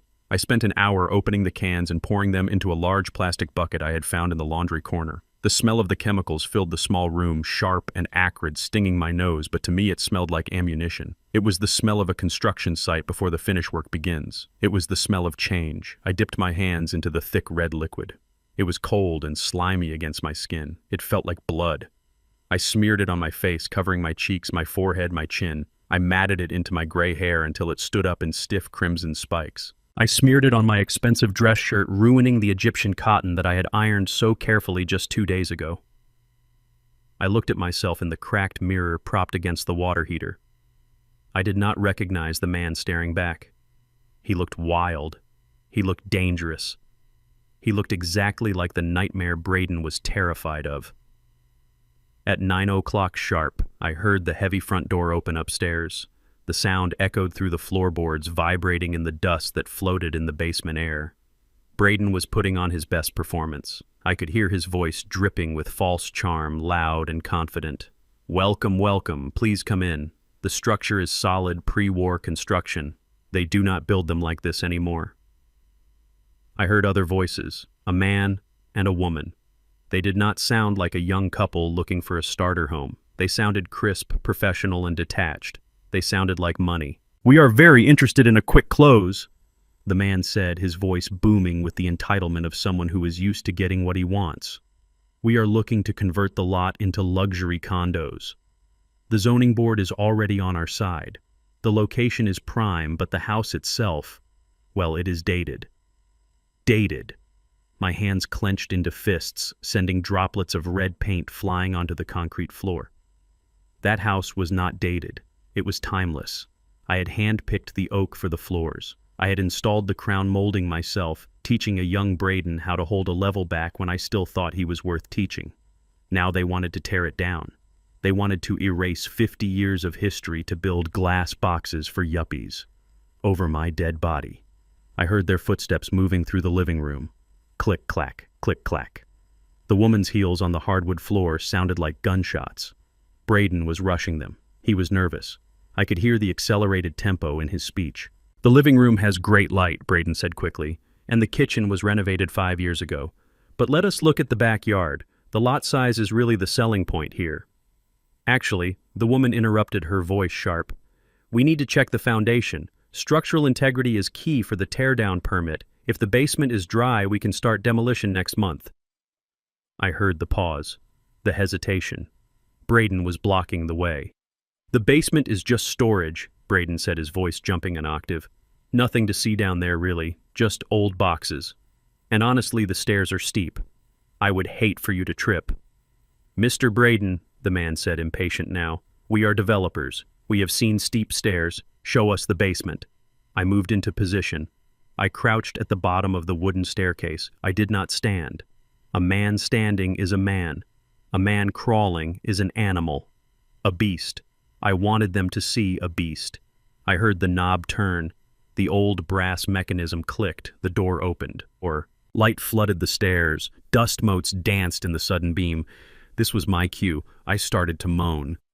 It was a low, mournful sound that started deep in my chest and vibrated in my throat. It sounded like the wind howling through a broken window. What on earth? The woman gasped. I started to climb. I crawled on all fours, my hands slapping the wooden steps with wet, squelching sounds. Slap, slap, slap. I dragged my left leg as if it were broken. I wanted to look broken. I wanted to look like something that had been discarded and forgotten in the dark. I emerged from the shadows at the bottom of the stairs into the light of the hallway. My face was a mask of red paint.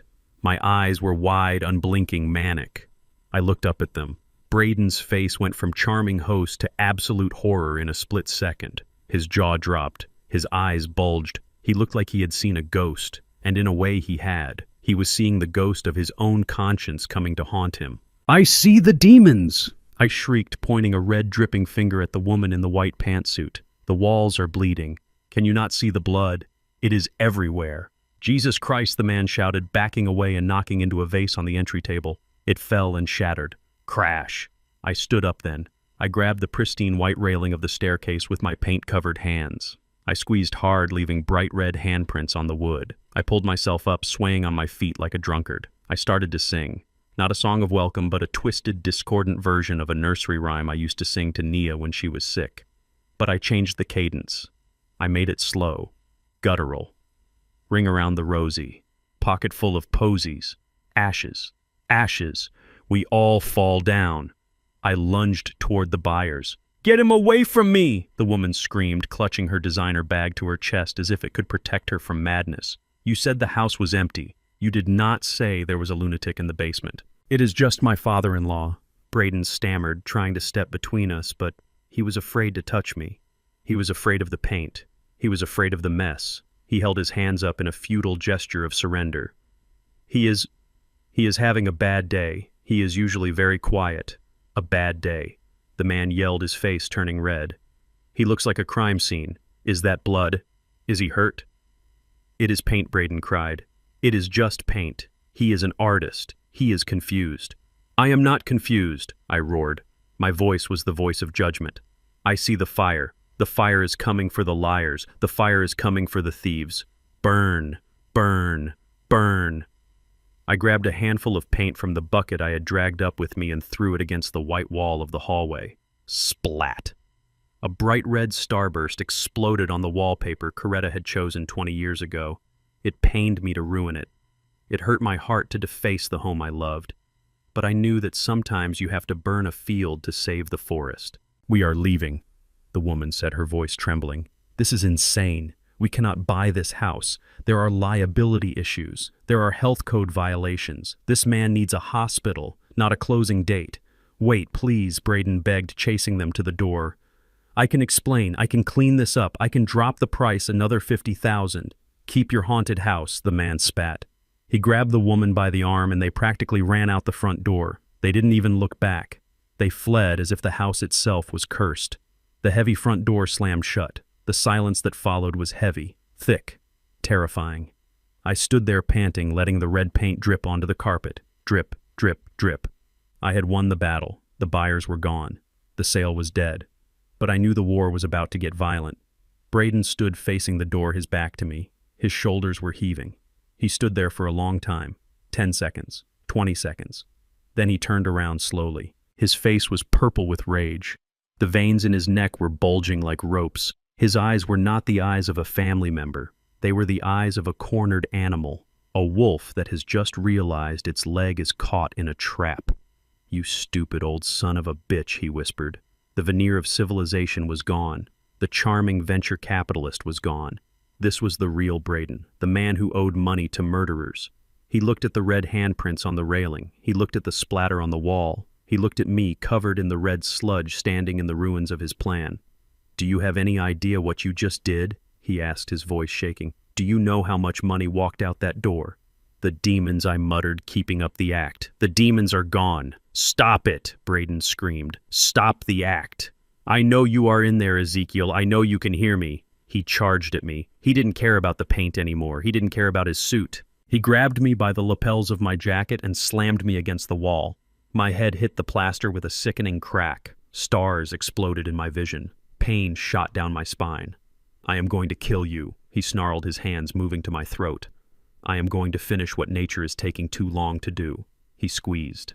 His thumbs dug into my windpipe. I gasped for air, my hands clawing at his wrists. But I was 74 and he was 35 and desperate.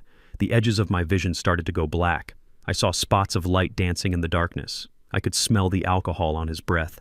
I could see the madness in his eyes. He was actually going to do it. He was going to strangle me right here in my own hallway. Braden, stop. It was Nia. She had come running from the kitchen, attracted by the shouting. She stood at the end of the hallway, her hands over her mouth. Let him go, she screamed. You are killing him. Braden ignored her. He tightened his grip. Die, you old burden, he grunted. Just die. Nia threw herself at him. She grabbed his arm, pulling with all her weight. She was small, but she was fueled by panic. He is my father, Braden, she shrieked. If you hurt him, I swear to God I will call the police myself. I do not care what you do to me, but leave him alone. Braden froze. The threat of the police pierced through his rage. He knew he couldn't have cops here. Not with the drugs in his system, not with the loan sharks watching. He looked at Nia, then at me. He released his grip. I slid down the wall, coughing, gasping for air, my throat burning like I had swallowed fire. I huddled on the floor, clutching my chest. Fine, Braden spat, straightening his jacket, which was now smeared with red paint. You want him alive? Fine. But he is not staying here. He pulled out his phone. His hands were shaking so hard he almost dropped it. Get the car ready, Nia, he barked. Where are we taking him? Nia asked, sobbing as she crawled over to check on me. She touched my face, her fingers coming away red. To St. Jude's, Braden said. Nia froze. She stopped crying. She looked up at him with wide, terrified eyes. No, Braden, she whispered. Not St. Jude's. That place is... It is a warehouse for the dying. They have violations. They tie people to beds. I read the reports. Dad will die in there. It is cheap, and they take emergency admissions without questions, Braden said, dialing a number. If he wants to act like a maniac, he can live with the maniacs. I am clearing this house out tonight. The next buyer who walks through that door will see an empty basement. He looked down at me with cold, dead eyes. You bought yourself 24 hours, old man. Enjoy them. Because tomorrow you go to hell. He turned and stormed off to the kitchen to pour himself a drink. Nia sat there, holding me, crying into my paint-stained shoulder. I am sorry, Dad, she whispered over and over again. I am so sorry. I wanted to tell her it was okay. I wanted to tell her to be strong, but I just wheezed and closed my eyes, playing the part. But inside my mind was racing. St. Jude's. If he moved me there, I would be sedated and locked away. I would lose my access to the house. I would lose the game. I had to act fast.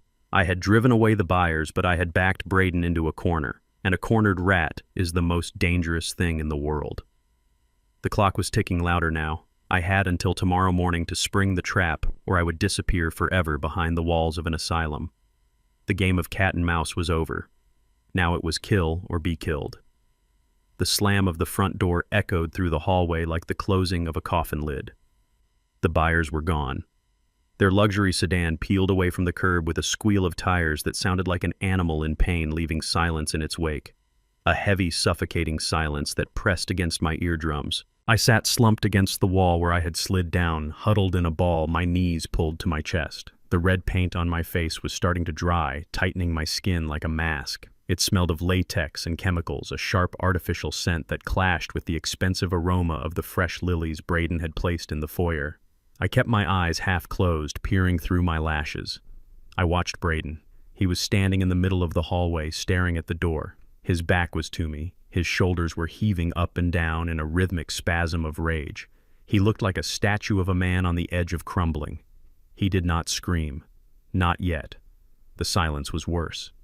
It was the calm before the tornado touches down and tears the roof off the house. He turned slowly. His face was a landscape of devastation. The charm was gone. The handsome veneer of the successful venture capitalist had peeled away, revealing the rot underneath. His eyes were bloodshot wide and manic. He looked at the red handprints I had left on the pristine white railing. He looked at the splatter on the wallpaper. And then he looked at me. He walked toward me. He did not rush. He walked with the heavy, deliberate steps of an executioner. He stopped 2 feet away, towering over me. I cowered, letting out a low whimper, burying my face in my hands. I was the pathetic old man. I was the burden. I was the mistake. "Get up," Braden whispered. His voice was barely audible, but it carried more violence than a shout. I said, "Get up!" He roared, suddenly kicking my leg. Pain shot up my shin, but I scrambled to my feet, leaning against the wall for support. I kept my head down, shaking uncontrollably. It wasn't entirely acting. The look in his eyes was murderous. "Do you know what you just did?" Braden hissed, stepping into my personal space. I could smell the stale alcohol on his breath, mixed with the sour tang of fear. "That was a cash offer, Ezekiel.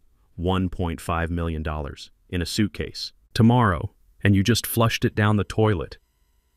"The demons," I mumbled, pointing at the wall. "The red demons. They were going to eat the house." "Shut up," Braden screamed.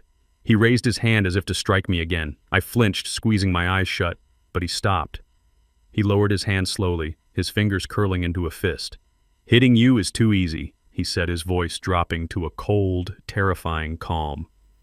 "And besides, I cannot leave marks on you, not where the doctors can see them." "Doctors?" I asked, looking up at him with innocent confusion. "Yes," Braden said, a cruel smile spreading across his face. "Doctors, you have proven today that you are a danger to yourself and others. You are violent. You are hallucinating. You are destroying property." He laughed, a dry, humorless sound. "You think you are staying here?" he asked. "You think you are going back to your little room in the basement? No, that is too good for you. You lost your basement privileges when you threw paint on $1 million deal." He pulled out his phone and dialed a number. He put it on speaker. "Hello," Braden said, his voice shifting instantly to a tone of desperate concern. "Is this St. Jude's admission office?" "Yes, this is Braden Vance. I spoke to you last week." "Yes. It has happened. My father-in-law, he has had a complete psychotic break. He is violent. He thinks the walls are bleeding. I cannot keep him in the house anymore. I have a young wife. We are terrified." St. Jude's. The name hit me like a bucket of ice water. I knew St. Jude's. Every structural engineer in the city knew St. Jude's.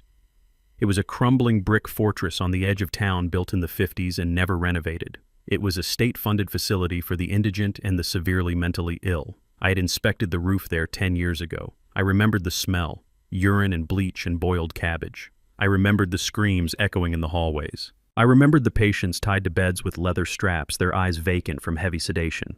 It was not a hospital. It was a waiting room for death. "Please," I whispered, breaking character for a second because the fear was so real. "Not there. Braden, please. Not there." Braden ignored me.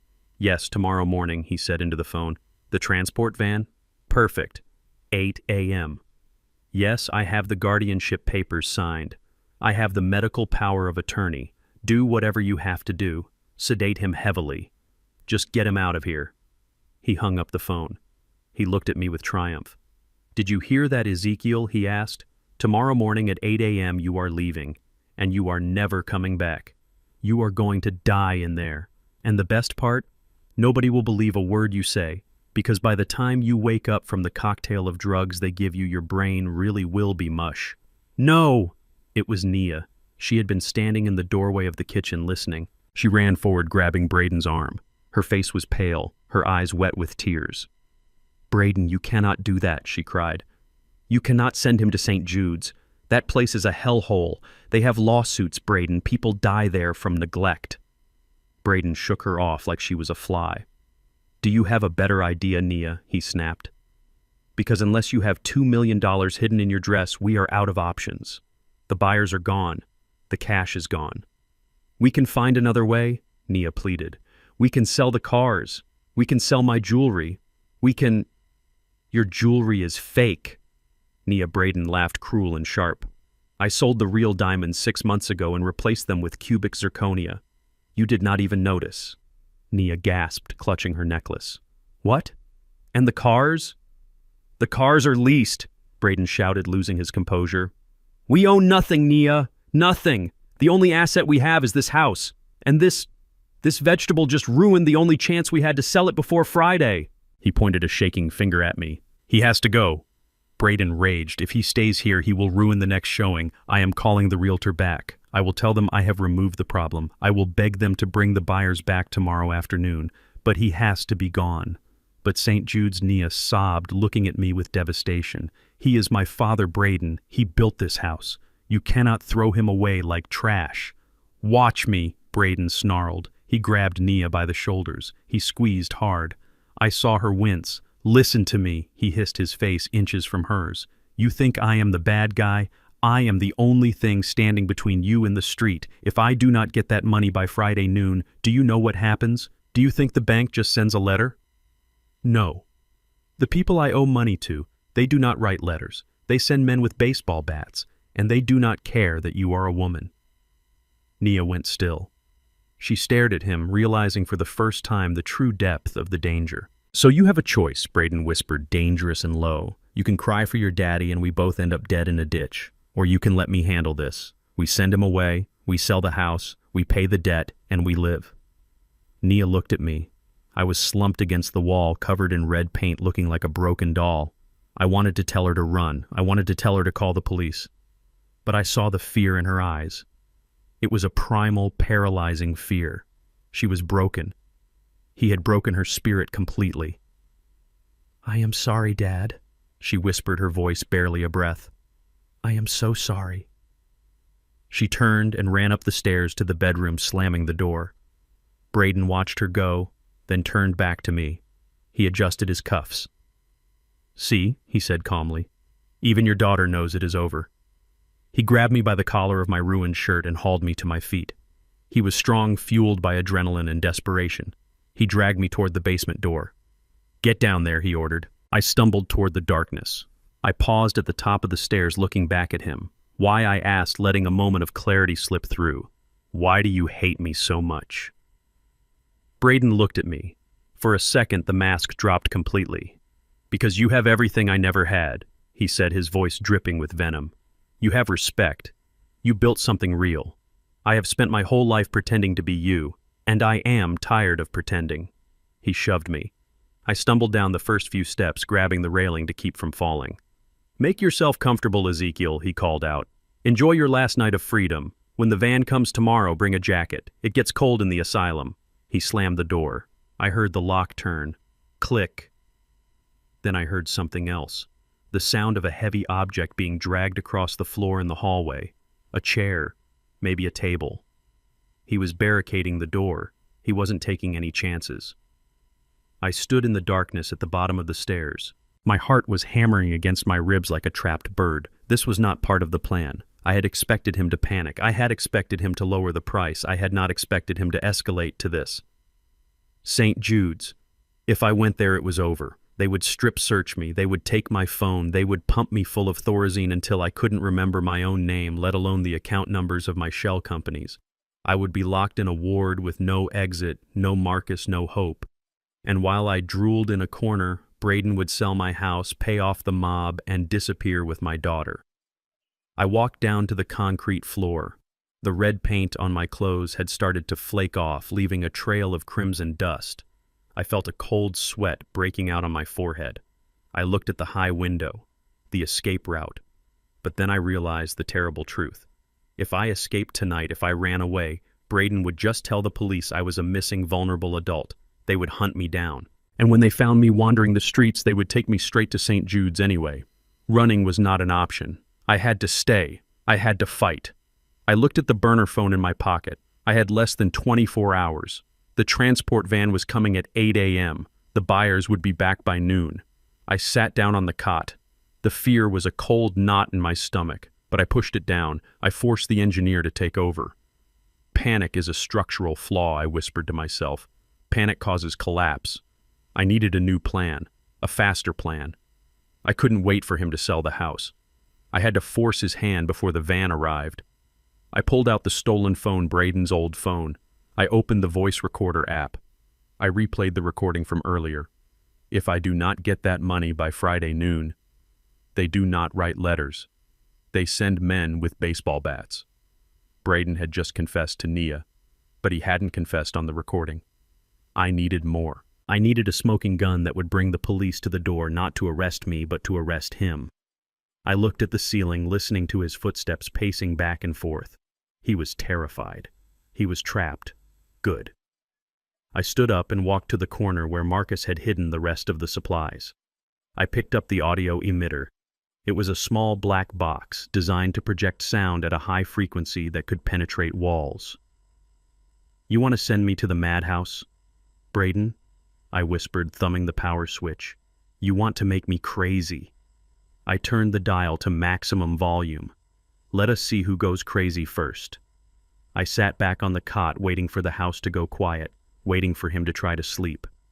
The threat of St. Jude's hung over me like a guillotine blade. But as long as I had breath in my body and a battery in this phone, I wasn't done. Tomorrow morning at 8 a.m., only one of us was going to be leaving this house in a van. And it wasn't going to be me. The electronic whine of the audio emitter I had hidden behind the water heater was working perfectly. It was a high-frequency sound almost imperceptible to the human ear, but grating enough to trigger a primal sense of unease. Upstairs, I could hear Braden pacing back and forth, his heavy footsteps thumping against the floorboards like the heartbeat of a nervous giant. He was shouting at the walls, telling the silence to shut up. He thought he was losing his mind. He did not know he was just losing a frequency war. I sat on the bottom step of the basement stairs, clutching Braden's stolen phone in my sweating hand. The battery was at 20%. I had one shot. The transport van for St. Jude's would be here in 7 hours. If I stayed in this basement, I was a dead man. I needed proof. I needed a confession. And to get it, I had to go up there into the lion's den. I looked at the door at the top of the stairs. Braden had locked it and barricaded it with a heavy chair. I had heard the scrape of the wooden legs earlier. But Braden was a businessman, not an engineer.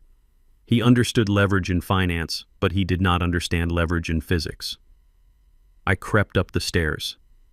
My knees popped with every movement, but the sound was masked by the audio emitter buzzing below. I reached the door. I pulled a stiff piece of wire from my pocket, which I had twisted from a metal hanger earlier. I slid it into the keyhole. The lock was a simple interior privacy lock. I felt the tumblers shift. Click. The latch released. Now came the hard part. The barricade. I pushed gently on the door. It moved a fraction of an inch, then hit the obstruction. I pressed my ear to the crack. I could hear Braden in the kitchen down the hall. He was muttering to himself, the sound of glass clinking. I placed my shoulder against the door. I did not shove. I applied steady, increasing pressure. The chair on the other side was heavy, probably the oak armchair from the reading nook. But the floor in the hallway was polished hardwood. Friction was low. I pushed. The chair slid. A low scrape sound echoed. I froze. I held my breath, counting the seconds. 1, 2, 3. "Did you hear that?" Nia Braden shouted from the kitchen. "Hear what Nia asked?" her voice small and trembling. The rat, Braden snapped. "The rat in the walls. I swear this house is infested." He went back to his muttering. He blamed the house. He was too arrogant to believe the old man in the basement could be a threat. I pushed again. The gap widened. 6 inches. Just enough for a man who had lost 10 pounds from stress to squeeze through. I slipped into the hallway. The air upstairs was warmer. It smelled of stale scotch and expensive lilies. The house was dim lit only by the under-cabinet lights in the kitchen at the end of the hall. I was in the shadows. I was a ghost in the house I had built. I moved toward the kitchen. I did not walk down the center of the hall. I walked on the edges close to the wall where the floor joists were strongest and least likely to creak. I knew every inch of this floor. I had laid the subfloor myself in 1985. I knew that the third board past the bathroom door had a tendency to groan if you stepped on its center.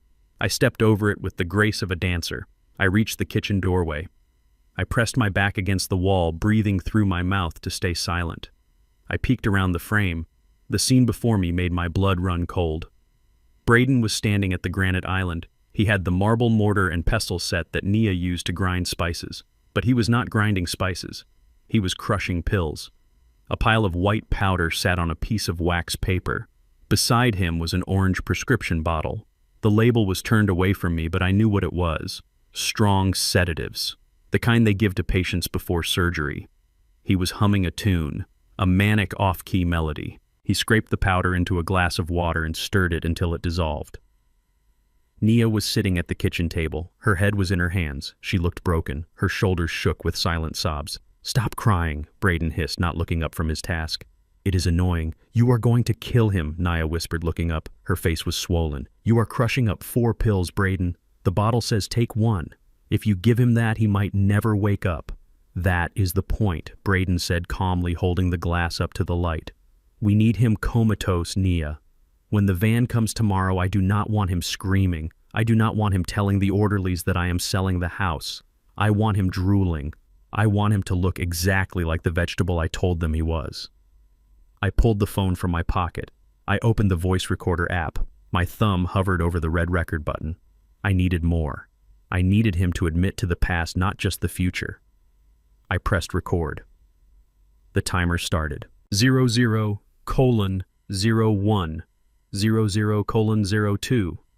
"It is murder," Nia said, her voice rising slightly.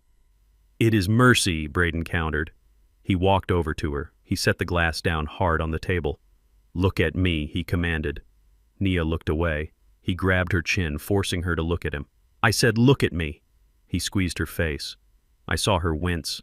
I wanted to rush in there. I wanted to smash the mortar into his skull, but I stayed frozen. The red line on the phone screen was moving, capturing every sound. "We are doing this for us," Braden said. "Just like last Tuesday. Remember last Tuesday, Nia?" Nia squeezed her eyes shut. "I was not part of that, Braden. You told me it was just tea. You did not tell me you put the hallucinogens in it until after he signed the papers." Bingo. My heart hammered against my ribs so hard I was terrified the microphone would pick it up. He had admitted it. Hallucinogens. Last Tuesday. The signature. "I did what I had to do," Braden said, letting go of her face. "And it worked, didn't it? He signed the power of attorney. He signed the guardianship. And tomorrow he is going to sign his life away at St. Jude's. And then we sell this house, we pay Vargas, and we are free." Vargas, Nia whispered the name like a curse. "Are you sure they will leave us alone? Once they get their 2 million, they will forget we exist," Braden said. "But if I do not wire that money by noon, well, you know what happens. So wipe your face. We are going downstairs to give Dad his special water." He picked up the glass. I had to move. I had the evidence. I had the confession. I needed to get back to the basement before they saw me. I turned to retreat. And then it happened. My foot slipped. I was wearing my dress socks on the polished wood. My heel lost traction. I stumbled sideways, my shoulder hitting the grandfather clock that stood in the hall. Thump. It wasn't a loud noise. It was a dull thud. But in the silence of the night, it sounded like a bomb going off. Braden froze in the kitchen. "What was that?" he asked, sharp and sudden. I pulled myself upright, pressing into the shadows behind the clock. My heart was in my throat. "It is the wind," Nia said quickly. "It is just the wind, Braden. Or the rats."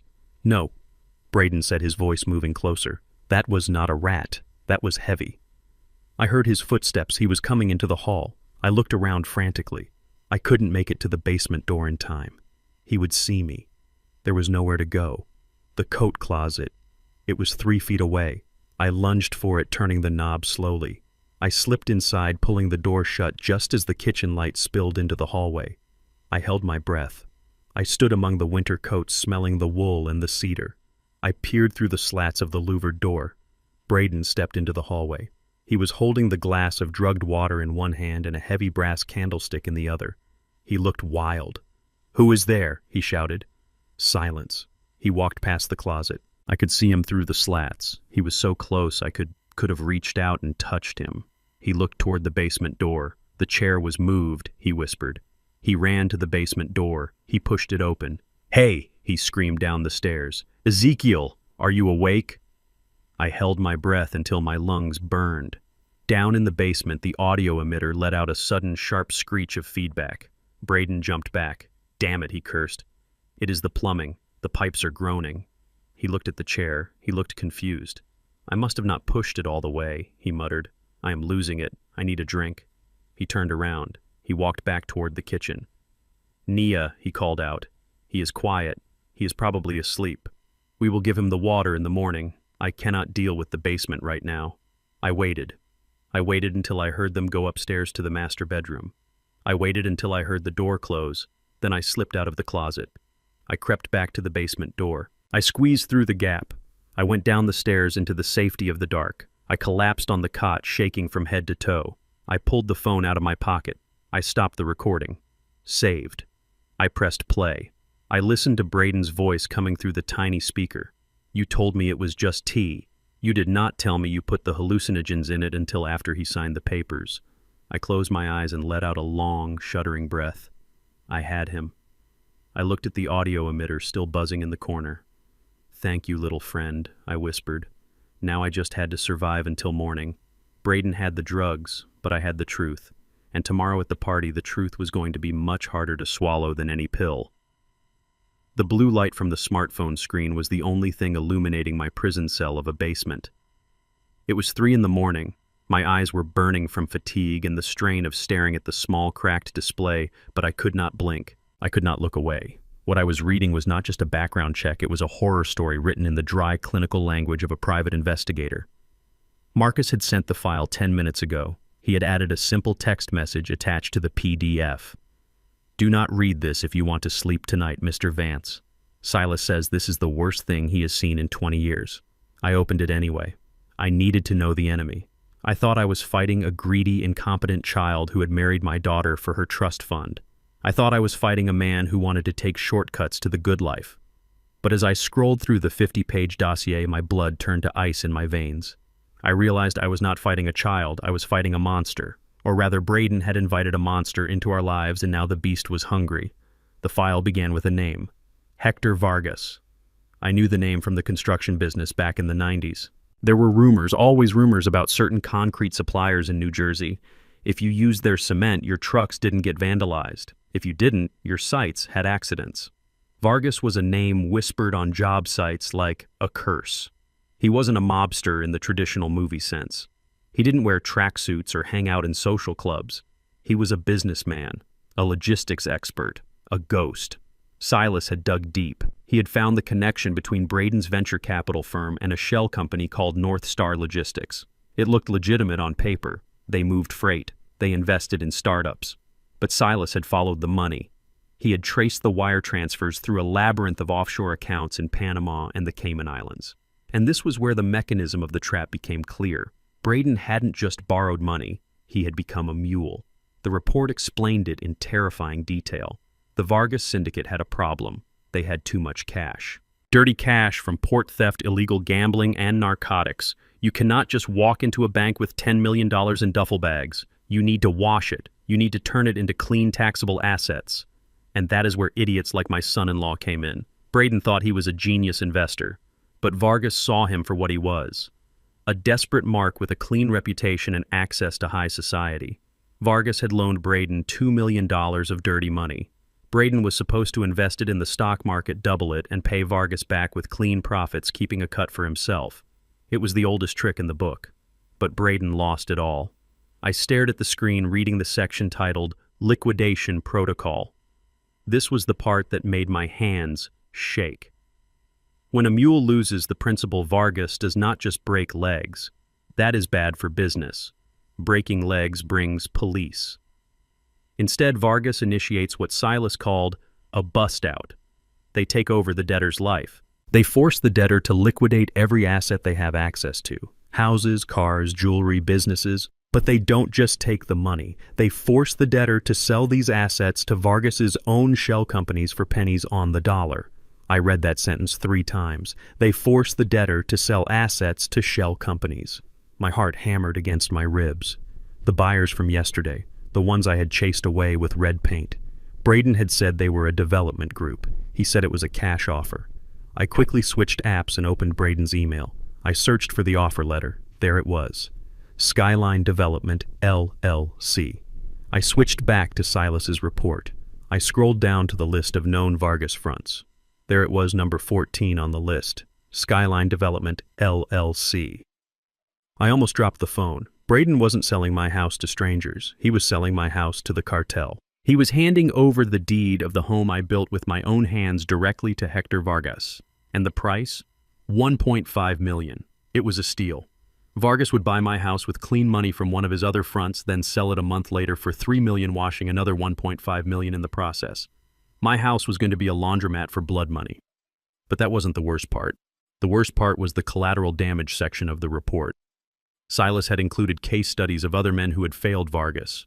Case study 1, Jonathan Miller, a restaurant owner in Philadelphia. He owed Vargas $500,000. He tried to run. The police found him in the trunk of his car at the airport. He was alive, but he would never walk again. Case study 2, the crumbling remains of a family in Staten Island. The father had borrowed money to save his trucking business. He missed the deadline by 3 days. A fire started in his home at 2 in the morning. The report noted that the fire exits had been nailed shut from the outside.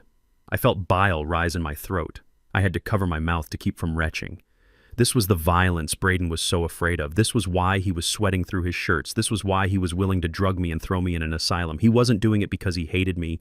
He was doing it because he was terrified out of his mind. He was trying to feed me to the wolves to buy himself a head start. And then I saw the paragraph that made the world stop spinning. Section 4, Next of Kin Liability. The Vargas organization operates on a strict code of debt inheritance. If the primary debtor becomes incapacitated, incarcerated, or deceased before the full repayment of the principal, plus the VIG, the debt automatically transfers to the spouse or immediate next of kin. This transfer is often enforced through intimidation, kidnapping, or direct physical violence against the inheritor, the spouse, Nia. If Braden went to jail, Nia inherited the debt. If Braden ran away, Nia inherited the debt. If Braden died, Nia inherited the debt. She was legally married to him. Her name was on the joint tax returns. In the eyes of the law, she was his partner. In the eyes of Vargas, she was the collateral. I looked up at the ceiling at the dark wooden beams of the floor above. Nia was sleeping up there, lying next to the man who had put a target on her back. She didn't know. She thought this was just about bankruptcy. She thought the worst thing that could happen was losing the house and moving into a smaller apartment. She didn't know that if that wire transfer didn't hit Vargas's account by noon tomorrow, men with gasoline cans and nails would be coming for her. I felt a surge of protective rage so powerful it almost blinded me. For years I had been disappointed in Nia. I had judged her for being weak, for marrying a man I didn't respect, for letting herself be controlled. I had looked at her with the critical eye of a father who expected perfection. But right now, I didn't see her weakness. I saw my little girl. I saw the toddler I used to hold during thunderstorms. I saw the teenager who cried when her hamster died. She was innocent. She was foolish, yes, but she was innocent. And she was in mortal danger. I stood up and paced the small room.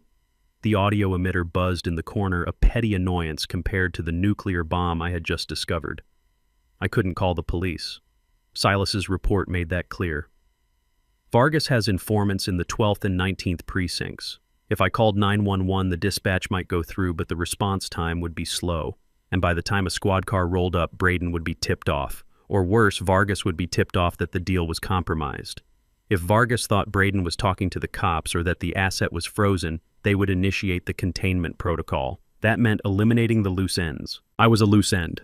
Nia was a loose end. I was trapped. I was caught in a vice grip between a corrupt legal system that wanted to lock me away as a senile old man and a criminal underworld that wanted to burn my house down with me inside it. I looked at the phone again. The battery was at 15%. I needed a way to neutralize the threat without triggering the violence. I needed to stop the sale so Braden couldn't pay Vargas, but I also needed to protect Nia from the fallout. How do you save a hostage when the kidnapper is holding the detonator? You don't cut the wire. You jam the signal. I sat down on the cot, my mind racing like a turbine. I thought about the structure of the deal. Braden needed to sell the house to get the cash to pay Vargas. Vargas was the buyer, so Vargas was expecting the house. If I stopped the sale, Vargas would come for blood, unless I gave Vargas something better, or unless I made the house radioactive. I looked at the email again. There was a detail I had missed in my first frantic reading, a small footnote about Vargas's current operations.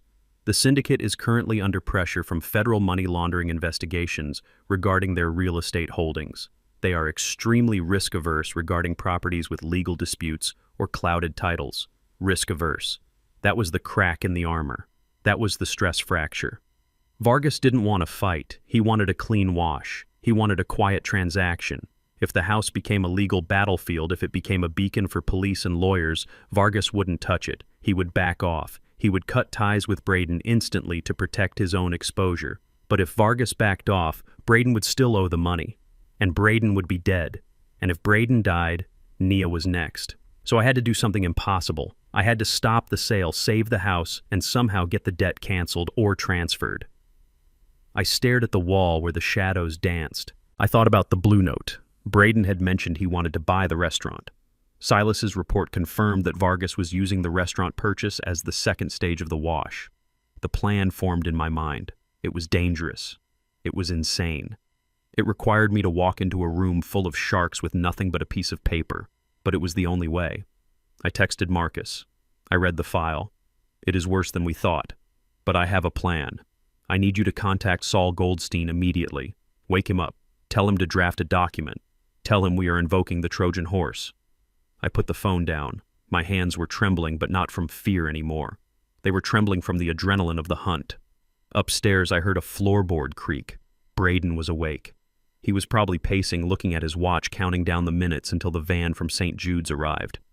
He thought he was the one holding the cards. He thought he was the player. He didn't know that the game had changed. We weren't playing poker anymore. We were playing chess. And the old king in the basement was about to make a move that would clear the whole board. I lay back on the cot and closed my eyes. I needed rest. I needed every ounce of strength for what was coming. Because tomorrow I wasn't just fighting for my dignity. I was fighting for my daughter's life. And God help anyone who stood in my way. The glow of the smartphone screen was the only light in my concrete prison. It was 4 a.m. My eyes were gritty with exhaustion, but my mind was racing like a turbine engine. I had spent the last hour dissecting the Vargas file, reading about the brutality of the men my son-in-law had invited into our lives. I knew the danger, I knew the stakes, but I still needed the mechanism. I needed the lever that would allow a 74-year-old man locked in a basement to flip a $2 million truck. I went back to Braden's stolen phone. I needed to understand the exit strategy. Braden was desperate to sell my house to pay the debt, but the house was only half the equation. You do not just hand a drug cartel $1.5 million in cash and walk away. That raises flags. That leaves a trail. You have to wash it. You have to turn that dirty money into clean business revenue. I opened Braden's Notes app. He was a meticulous planner in his own delusional way. There was a folder titled Phoenix Protocol, a fitting name for a man trying to rise from the ashes of his own stupidity. I scrolled through the list. Step 1. Liquidate residential asset. Step 2. Wire funds to Vanguard Holdings. Step 3. Execute commercial acquisition of distressed hospitality asset. Step 4. Funnel repayment to investors as renovation costs. It was a classic laundering scheme, but my eyes fixated on Step 3. Distressed hospitality asset. I switched to his email. I searched for commercial real estate listings he had been viewing. There were dozens of them. Dilapidated hotels, empty warehouses. But one listing appeared over and over again. He had downloaded the floor plans. He had requested the profit and loss statements. He had even drafted a letter of intent. I opened the attachment. The logo at the top of the page made my breath catch in my throat. It was a stylized blue saxophone. The Blue Note Jazz Club and Restaurant. I sat back on the cot, the phone trembling in my hand. I felt a laugh bubbling up in my chest. It was a dark, jagged laugh. The irony was so thick I could taste it like copper. The Blue Note. Of course. It was perfect for him. It was a cash-heavy business. It had a high overhead that could hide inflated expenses. And it was currently in foreclosure. The previous owner, a man named Giovanni, had passed away 6 months ago, and his children had run the place into the ground. The bank had called the note. It was going up for auction next week. Braden wanted to buy the Blue Note. He wanted to use the money he got from selling my home to buy the very place where I had celebrated my birthdays for 30 years. He wanted to turn Coretta's favorite sanctuary into a washing machine for cartel money. But there was something Braden did not know. There was a secret I had kept for 20 years. A secret I had kept even from Nia. I closed my eyes and let the memory wash over me. It was 1998. The Blue Note was struggling then too. Giovanni was a good chef but a terrible businessman. He was drowning in debt. The bank was threatening to seize the building. I remember sitting at table 4 watching Giovanni cry in the kitchen. He told me he was going to lose everything. He told me he was going to have to fire the staff. I couldn't let that happen. That restaurant was where I proposed to Coretta. It was where we went when we got the news that her cancer was in remission the first time. It was holy ground, so I stepped in. I didn't give Giovanni cash. I didn't want charity. I wanted structure. I formed a limited liability company. I named it Coretta Holdings. I used that company to buy the mortgage note from the bank. I became the bank. I allowed Giovanni to stay open. I lowered his interest rate. I let him run the place with dignity until the day he died. When Giovanni passed away, his children stopped paying. Technically, Coretta Holdings had the right to foreclose months ago, but I had hesitated. I was grieving my wife, and I didn't have the heart to evict them. So I let the bank handle the paperwork as the servicer. To the outside world, it looked like the bank was foreclosing. To Braden, it looked like a distressed asset owned by a faceless financial institution. But the bank was just the middleman. The lien holder was me. The debt was owned by Coretta Holdings, and the sole signatory of Coretta Holdings was Ezekiel Vance. I looked at the phone again. Braden was trying to buy the restaurant from me. He was going to sell my house to steal my money to buy my building. The circular nature of his crime was breathtaking, but it was also his fatal flaw, because he didn't know who was sitting on the other side of that negotiating table. He thought he was dealing with a bank algorithm. He didn't know he was dealing with the old man he had locked in the basement. This changed everything. This was the leverage I had been looking for. If Braden wanted to buy the blue note, he had to sign a contract. And if I was the seller, I got to write the contract. I could put anything I wanted in those pages. I could put a trap door in the fine print that he would never see because he was too arrogant to read the details. I grabbed my burner phone. My fingers flew across the keypad, texting Marcus. "Wake up, son. The game has changed.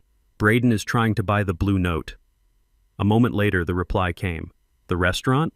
Why?" "To wash the money," I typed. "But he does not know that Coretta Holdings owns the note on the restaurant. And he does not know that I am Coretta Holdings." There was a long pause. Then Marcus replied, "You own the restaurant?" "I own the debt," I corrected, "which means I control the sale. I need you to call Saul Goldstein immediately. Tell him to get his suit ready. He is going to be the representative for Coretta Holdings. He is going to present Braden with a purchase agreement that looks like a dream come true." "What are we going to do?" Marcus asked. "We are going to give him exactly what he wants," I typed. My smile widening in the darkness. "He wants to buy the restaurant? Fine, we will sell it to him. We will let him sign the papers. We will let him wire the funds. But we are going to add a clause, a Trojan horse." I explained the plan to Marcus. It was complex. It relied on Braden being desperate and greedy. It relied on him skipping the due diligence because he was on a deadline from the mob. If Braden signed the contract with dirty money, the clause would trigger a forfeiture. The title would not transfer, but the money would be frozen in escrow. Braden would lose the cash. He would lose the house. He would lose the restaurant. And Vargas? When Vargas found out that the money was frozen in a legal dispute with a legitimate entity, he would back off. The report said they were risk-averse. They wouldn't touch a frozen asset. They would cut Braden loose. But that still left the problem of Nia. If Vargas cut Braden loose, they might still come for her. I needed one more layer of protection. I needed to make sure that when Braden fell, he fell alone. I needed to expose him so thoroughly that even the mob would realize he was a liability, not a victim. I needed a public execution. "Tell Saul to set the closing for tonight," I texted. "Tell him the sellers require a face-to-face signing at the restaurant. Tell him to make it a celebration. Braden will love that. He will want to show off." "A party?" Marcus asked. "Yes. A party. Braden wants to look like a king. Let us give him a coronation. And then we will bring the guillotine." I put the phone down. I felt a strange calm settle over me. The fear of St. Jude's was still there, lurking in the back of my mind. The transport van was still coming in 4 hours, but now I had a weapon. I looked at the ceiling. Braden was asleep up there, dreaming of his new empire. He thought he had buried me. He thought he was standing on my grave. He didn't know that the ground beneath his feet was rigged with explosives. I stood up and walked to the mirror. I wiped the last smudge of red paint from my cheek. "Happy birthday, Ezekiel," I whispered to myself. I had been denied a table at my own birthday dinner. I had been kicked out into the rain. But tonight I wasn't just going to get a table. I was going to buy the whole damn restaurant. And I was going to serve my son-in-law a dish he would never forget. The trap was set. Now I just had to survive the morning. I had to play the part of the broken man one last time. I had to let them drag me to the van. I had to let them think they had won. Because the best place to hide a knife is in the hand of the man who is surrendering. The sun came up like a bruise on the horizon, a purple and yellow smear through the dirty basement window. It was Friday morning, the day of the deadline, the day the transport van from St. Jude's was scheduled to arrive. I had not slept. I sat on the edge of the cot wearing the same ruined suit from the day before, the fabric stiff with dried red paint and sweat. I looked like a man who had already lost everything. And that was exactly how I needed to look. I heard the barricade being dragged away from the door at the top of the stairs. The heavy scrape of wood against wood was the sound of the curtain rising on the final act. I took a deep breath. I let my shoulders slump. I let my jaw go slack. I summoned every ounce of grief and confusion I had felt over the last week and wrapped it around myself like a cloak. The engineer was gone. The mastermind was hiding deep inside. All that remained was the husk. The door opened. Braden stood there silhouetted by the hallway light. He was wearing a fresh suit, navy blue, crisp and expensive. He looked like a man who was ready to conquer the world, but I could see the tremor in his hands. I could see the sweat beading on his upper lip. He was terrified. He was running on caffeine and adrenaline and the terrifying knowledge that if he did not come up with $2 million by noon, he was going to be dismembered. "Dad," he said, his voice sickeningly sweet. "Can I come down?" I did not answer. I just stared at the floor, rocking back and forth slightly. He walked down the stairs. He was holding a folder in one hand and a cup of coffee in the other. He stepped carefully, avoiding the dried paint splatters on the steps. He looked at me with a mixture of disgust and pity. "I brought you some coffee," he said, setting the cup on the cardboard box. "It is hazelnut, your favorite." I looked at the cup. I remembered the tea from last Tuesday. I remembered the bitter taste of betrayal. "I do not want it," I whispered, my voice raspy. "Is the van coming? Are the men in white coats coming to take me away?"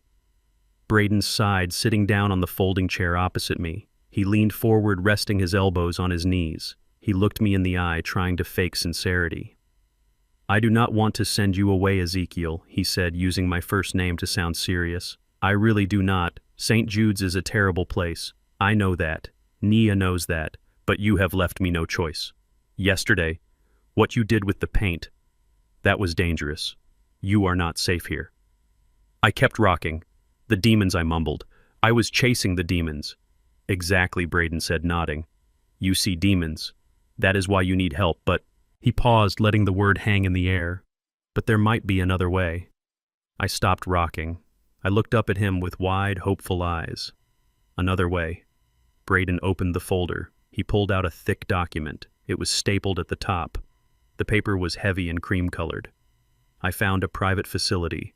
Braden lied, smooth as silk. "A beautiful place up north, near the lake. They have gardens, they have private rooms, they have chefs, not cafeteria food. It is expensive, but you deserve the best." He tapped the paper. "But to get you in there, I need to access your accounts. The bank has frozen everything because of the incident yesterday. They need to know that I have the authority to manage your affairs while you are getting better." I looked at the document. Even upside down, I recognized the header. General Durable Power of Attorney. And right below it, in bold print, unrestricted gifting clause. This was not an admission form for a care facility. This was a master key. If I signed this, Braden could empty my checking account, sell my stocks, liquidate my bonds, and take out loans in my name. He could strip me bare and leave me with nothing but the clothes on my back. I reached out a trembling hand.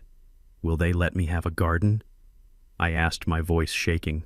Coretta loved gardens. Braden smiled. It was the smile of a wolf looking at a lamb. "Yes, Dad," he said, soft and reassuring. "They have a beautiful garden. Coretta would love it. Just sign here." He handed me a pen. It was a Mont Blanc. My Mont Blanc. He had stolen it from my desk. I took the pen. It felt heavy in my hand, heavier than a sledgehammer. Every instinct in my body screamed at me to throw it in his face. Every cell in my brain shouted that this was suicide. I was handing my enemy the weapon to destroy me, but I had to do it. To spring the trap, I had to let him think he had caught the prey. He needed the money to buy the blue note, and to get the money he needed this signature. I hesitated. I let the pen hover over the line. "I do not know," I whispered. My hand is shaking. "Let me help you." Braden said, eager now, desperate. He reached out and covered my hand with his. His palm was clammy. I could feel his pulse racing against my skin. Just make the mark, he urged. Just write Ezekiel. I let him guide my hand. I made the signature shaky and uneven. I let the lines waver. It looked like the writing of a man who had lost control of his faculties. But it was legible. It was legal. There, Braden breathed, pulling the paper away before the ink was even dry. He looked at the signature like it was a winning lottery ticket. You did the right thing, Dad. You really did. He stood up quickly, stuffing the document back into the folder. The mask of concern vanished instantly, replaced by a frantic energy. Stay here, he said. I have to make some calls. To the facility. We have to move fast. He turned and ran up the stairs, taking them 2 at a time. He didn't even say goodbye. He didn't look back. I waited until the door slammed shut and the lock clicked. Then I pulled out the stolen phone. The act was over. The engineer was back. I opened the banking app. I had cloned his login credentials the night before. I watched the screen, waiting for the notifications. It didn't take long. 3 minutes later, the first alert popped up. Braden was wasting no time. Notification: municipal bonds liquidated. Value $240,000. He was cashing out my retirement. 30 years of savings gone in a keystroke. Notification: home equity line of credit accessed. Withdrawal: $450,000. He was leveraging the house he couldn't sell yesterday because of the paint he was now mortgaging to the hilt. Notification: savings account transfer. Amount: $180,000. I watched the numbers drain away. It was a strange feeling watching yourself become poor. It should have been terrifying, but I felt a cold detachment. It was just fuel. He was gathering fuel for the fire I was about to light. I checked the time. It was 9:30. Braden was moving money from 5 different accounts, pooling it into his main checking account. He was gathering the war chest. He needed $1.5 million for the house payoff to Vargas, but he had changed the plan. He was going for the restaurant strategy. He needed enough to buy the blue note, which would satisfy Vargas's need for a laundry front. At 10 o'clock, the big move happened. I saw a pending wire transfer. Amount: $1,200,000. Recipient: Coretta Holdings, LLC. Memo: commercial acquisition. Blue note. I stared at the screen. A smile touched my lips. A real smile. He had done it. He had taken every cent I had, every cent he could borrow and every cent he could steal, and he had wired it to a company that I owned. He thought he was paying a stranger. He thought he was buying a building, but in reality he had just returned my own money to me. But there was a catch. The money wasn't in my pocket yet. It was in escrow. It was sitting in the client trust account of Saul Goldstein, my lawyer. And it would sit there until the contract was signed. If Braden signed the contract with the Trojan horse clause, that money would be forfeited. It would belong to Coretta Holdings legally and permanently as a penalty for breach of contract. Braden would be left with zero. No house, no money, no restaurant. I texted Marcus. The wire is sent. He took everything. Tell Saul to confirm receipt, but do not release the funds. The trap is primed. I sat back waiting. The basement was silent, but upstairs I could hear movement, heavy footsteps, shouting. Braden was on the phone. He sounded euphoric. I heard Nia's voice. She sounded scared. But Braden, what about St. Jude's? She asked. The van is here. I see it in the driveway. Send them away, Braden shouted. His voice was manic. Send them away, Nia. We do not need them. The plan has changed. I crept to the bottom of the stairs to listen. We are buying the restaurant, Braden announced, laughing, loud and hard. I just wired the deposit. The sellers accepted. We are closing tonight. Tonight, Nia. But the money, Nia stammered. Where did you get the money? From the old man, Braden said. He signed the POA. It is legal. It is all legal. I liquidated his accounts. We are buying the blue note, and we are going to use it to pay Vargas back out of the revenue. We are going to be rich, Nia. We are going to be kings. And Dad, Nia asked, what about Dad? Braden laughed again. Bring him up, he said. Clean him up. Put him in a tuxedo. Why, Nia asked. Because we are having a party, Braden said. The sellers want a signing ceremony at the restaurant. They want a photo op. So we are going to bring the old man. We will prop him up in a corner. We will show the world what a loving family we are. Look at us taking care of poor, senile grandpa while we expand the family empire. I gripped the railing, my knuckles turned white. He wanted to parade me. He wanted to use me as a prop in his victory lap. He wanted to drag me to the very place he was stealing from me and make me watch him sign his name on the deed. It was the ultimate insult. But it was also his fatal mistake. If he had left me in the basement, I could have done nothing. If he had sent me to St. Jude's, I would have been silenced. But by taking me to the restaurant, he was bringing the detonator to the bomb. I walked back to the cot. I started to strip off the ruined suit. I found the fresh tuxedo Braden had thrown down the stairs the night before. I put it on. The shirt was a little loose because I had lost weight, but the jacket fit. I tied the bow tie in the dark without a mirror. My fingers moved with precision. I smoothed the lapels.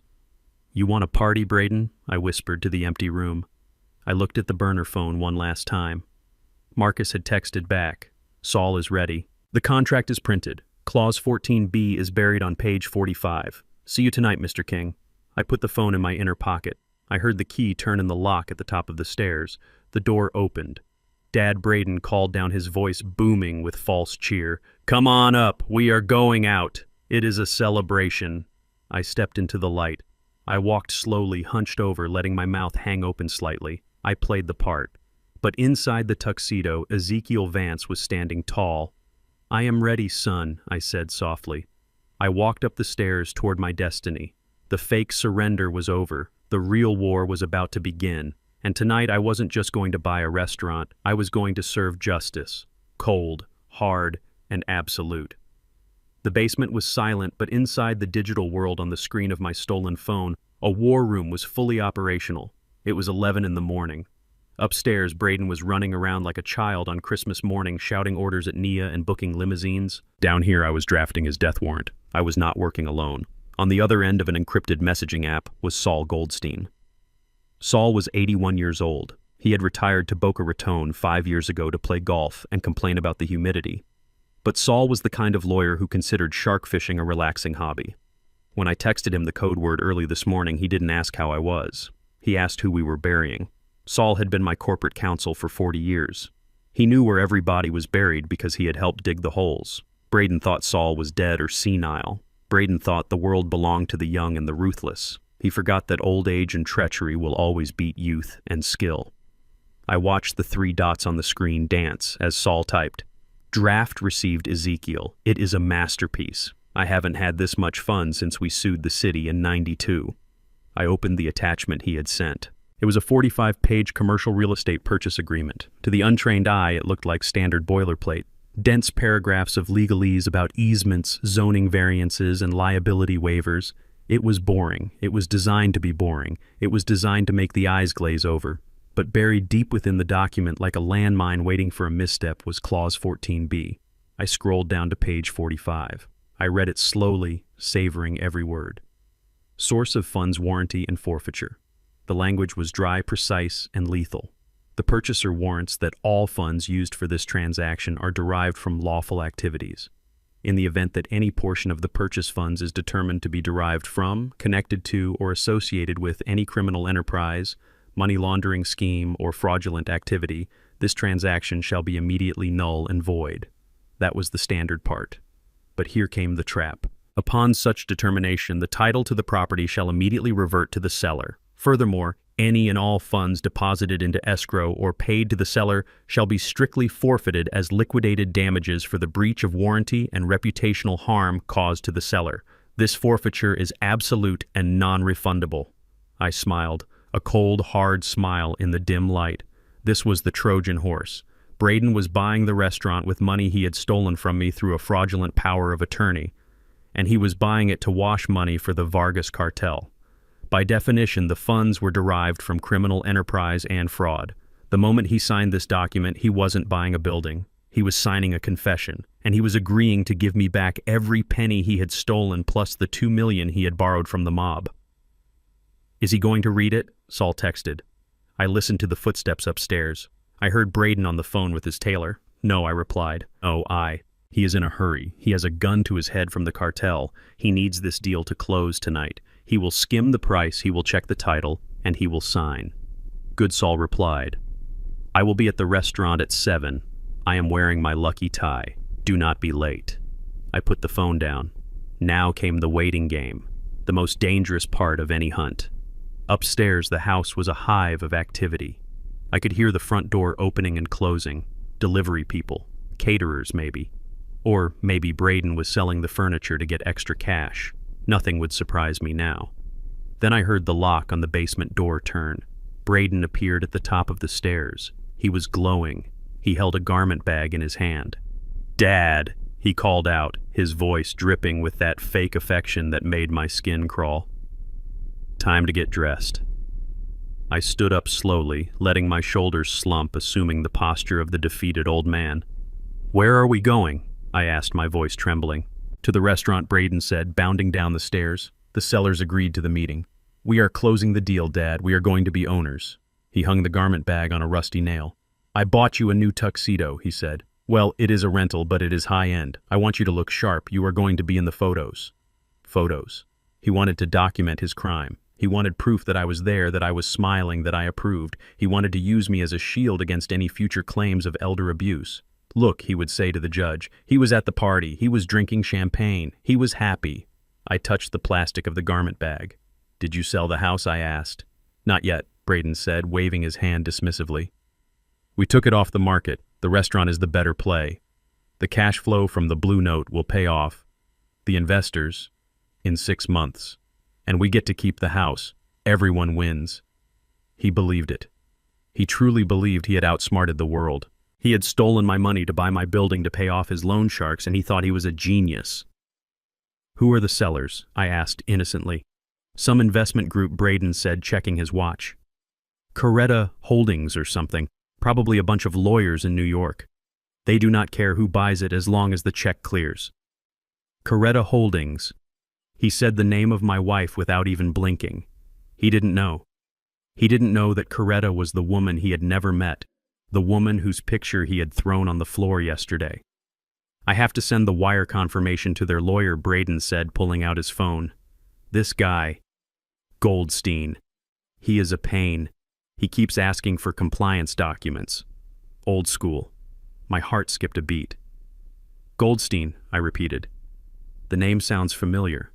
Braden froze. He looked at me sharply. "You know him?" he asked. I let my eyes wander vacantly. "I had a dentist named Goldstein," I mumbled. "He had cold hands." Braden let out a breath he had been holding. He laughed. "Yeah, well, this guy has cold hands too. But he is bringing the contract tonight. Once I sign it, is a done deal." He turned to leave. "Get dressed," he said. "Naya will be down to help you with your tie. Do not mess this up, Ezekiel. If you act crazy tonight, well, let us just say St. Jude's is still an option for tomorrow morning." He left. I stood there alone with the tuxedo. I unzipped the bag. It was a cheap rental. Polyester blend. Stiff collar. It was an insult to a man who had worn bespoke suits his whole life. But I would wear it. I would wear his costume. 10 minutes later, Nia came down. She looked like a ghost. She was wearing a red dress that was too tight and too bright. She had tried to cover the bruise on her arm with makeup, but under the harsh basement light I could still see the yellow and purple shadow. She didn't look at me. She started arranging the shirt on the cot. "I am sorry, Dad," she whispered. I didn't answer. I couldn't comfort her. Not yet. She had to be scared. She had to be real. Her fear was what kept Braden confident. If she looked hopeful, he would get suspicious. "Braden is happy," I said softly. "He thinks he fixed it." Nia said, her voice flat. "He thinks the restaurant will save us." "And you?" I asked. "What do you think?" "I think we are drowning," Nia said, finally looking at me. Her eyes were hollow. "I think we are just digging a deeper hole. But I do not know how to stop digging." I reached out and took her hand. Her fingers were ice cold. "Nia," I said, dropping the act for just 1 second. My voice was strong. My eyes were clear. "Listen to me." She blinked, surprised by the change in my tone. "Tonight at the party," I said, squeezing her hand. "No matter what happens, no matter what you see or hear, do not stand next to Braden." What, Nia asked, confused. "Why?" "Just promise me," I said, intense and urgent.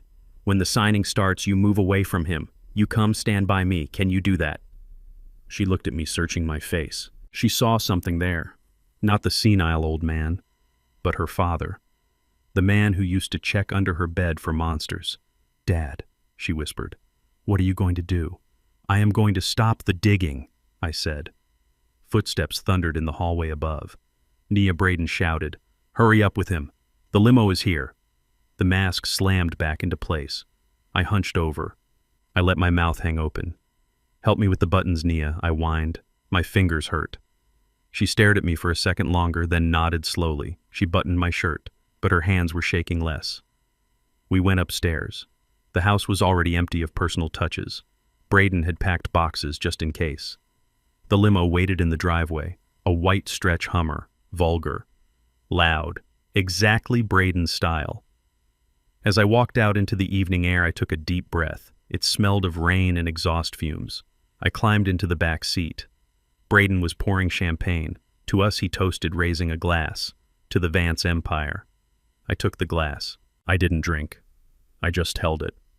I looked out the window as we drove toward downtown. Toward the Blue Note. In my pocket against my chest, I could feel the burner phone. Marcus had sent one last text. "Saul is at the table. The contract is open to page 45. The trap is set." I looked at Braden. He was texting furiously, probably to Vargas, telling him the money was on the way. He looked up and caught me staring. "What are you looking at, old man?" he sneered. "I am looking at a dead man," I thought. But out loud I just said, "I hope they have crab cakes." Coretta loved crab cakes. Braden rolled his eyes. Yeah, crab cakes," he said. "Just keep your mouth shut and sign where I tell you to sign." We pulled up to the curb. The neon sign of the Blue Note buzzed in the twilight. It was blue and beautiful. My sanctuary. Tonight it would be a battlefield. I stepped out of the car. I straightened my cheap polyester jacket. I walked toward the entrance. Clause 14B was waiting, and justice was about to be served cold. The wheelchair they had rented for me was chrome and black leather. It was shiny and new, but to me it looked like a cage on wheels. Braden insisted I use it. He said it was for my comfort, but I knew the truth. A man standing on his own 2 feet projects strength. A man slumped in a wheelchair projects frailty. He wanted a prop. He wanted a silent, nodding accessory to complete the tableau of the benevolent family man taking care of his declining father-in-law. "Sit down," Dad Braden ordered as the valet opened the door of the Hummer. "The pavement is uneven. We do not want you taking a tumble before the cameras see you."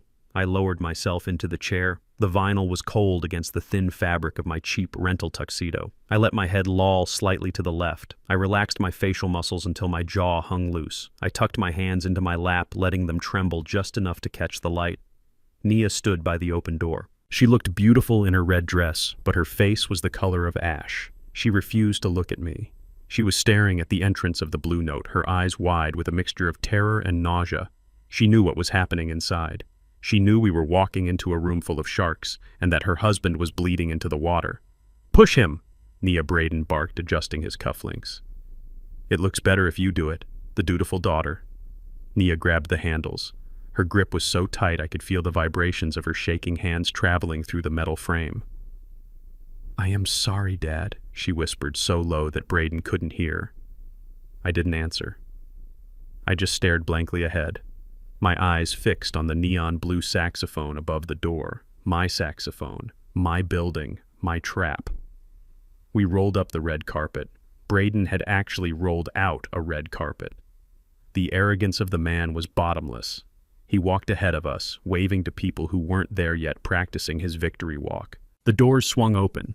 The blast of cool air hit me first, carrying the scent of expensive perfume roasted duck and the underlying metallic tang of adrenaline. The Blue Note had been transformed. The intimate jazz club atmosphere I loved had been replaced by a garish display of wealth. Crystal chandeliers that didn't belong here had been hung from the rafters. The tables were covered in white silk. Massive floral arrangements of white lilies blocked the view of the stage. It looked like a funeral parlor trying to pass itself off as a nightclub. And the people. The room was packed. Braden had invited everyone. There were bankers in gray suits checking their watches. There were local politicians drinking free champagne and looking for donors. There were real estate developers circling like vultures waiting to see if there were any scraps left over. They were all laughing, talking, shouting over the music.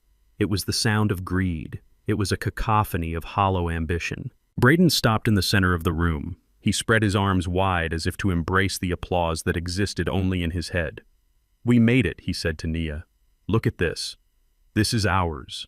He pointed to the bar where a group of men were standing. They were not laughing. They were not drinking champagne. They were wearing dark suits that were cut a little too loose around the chest.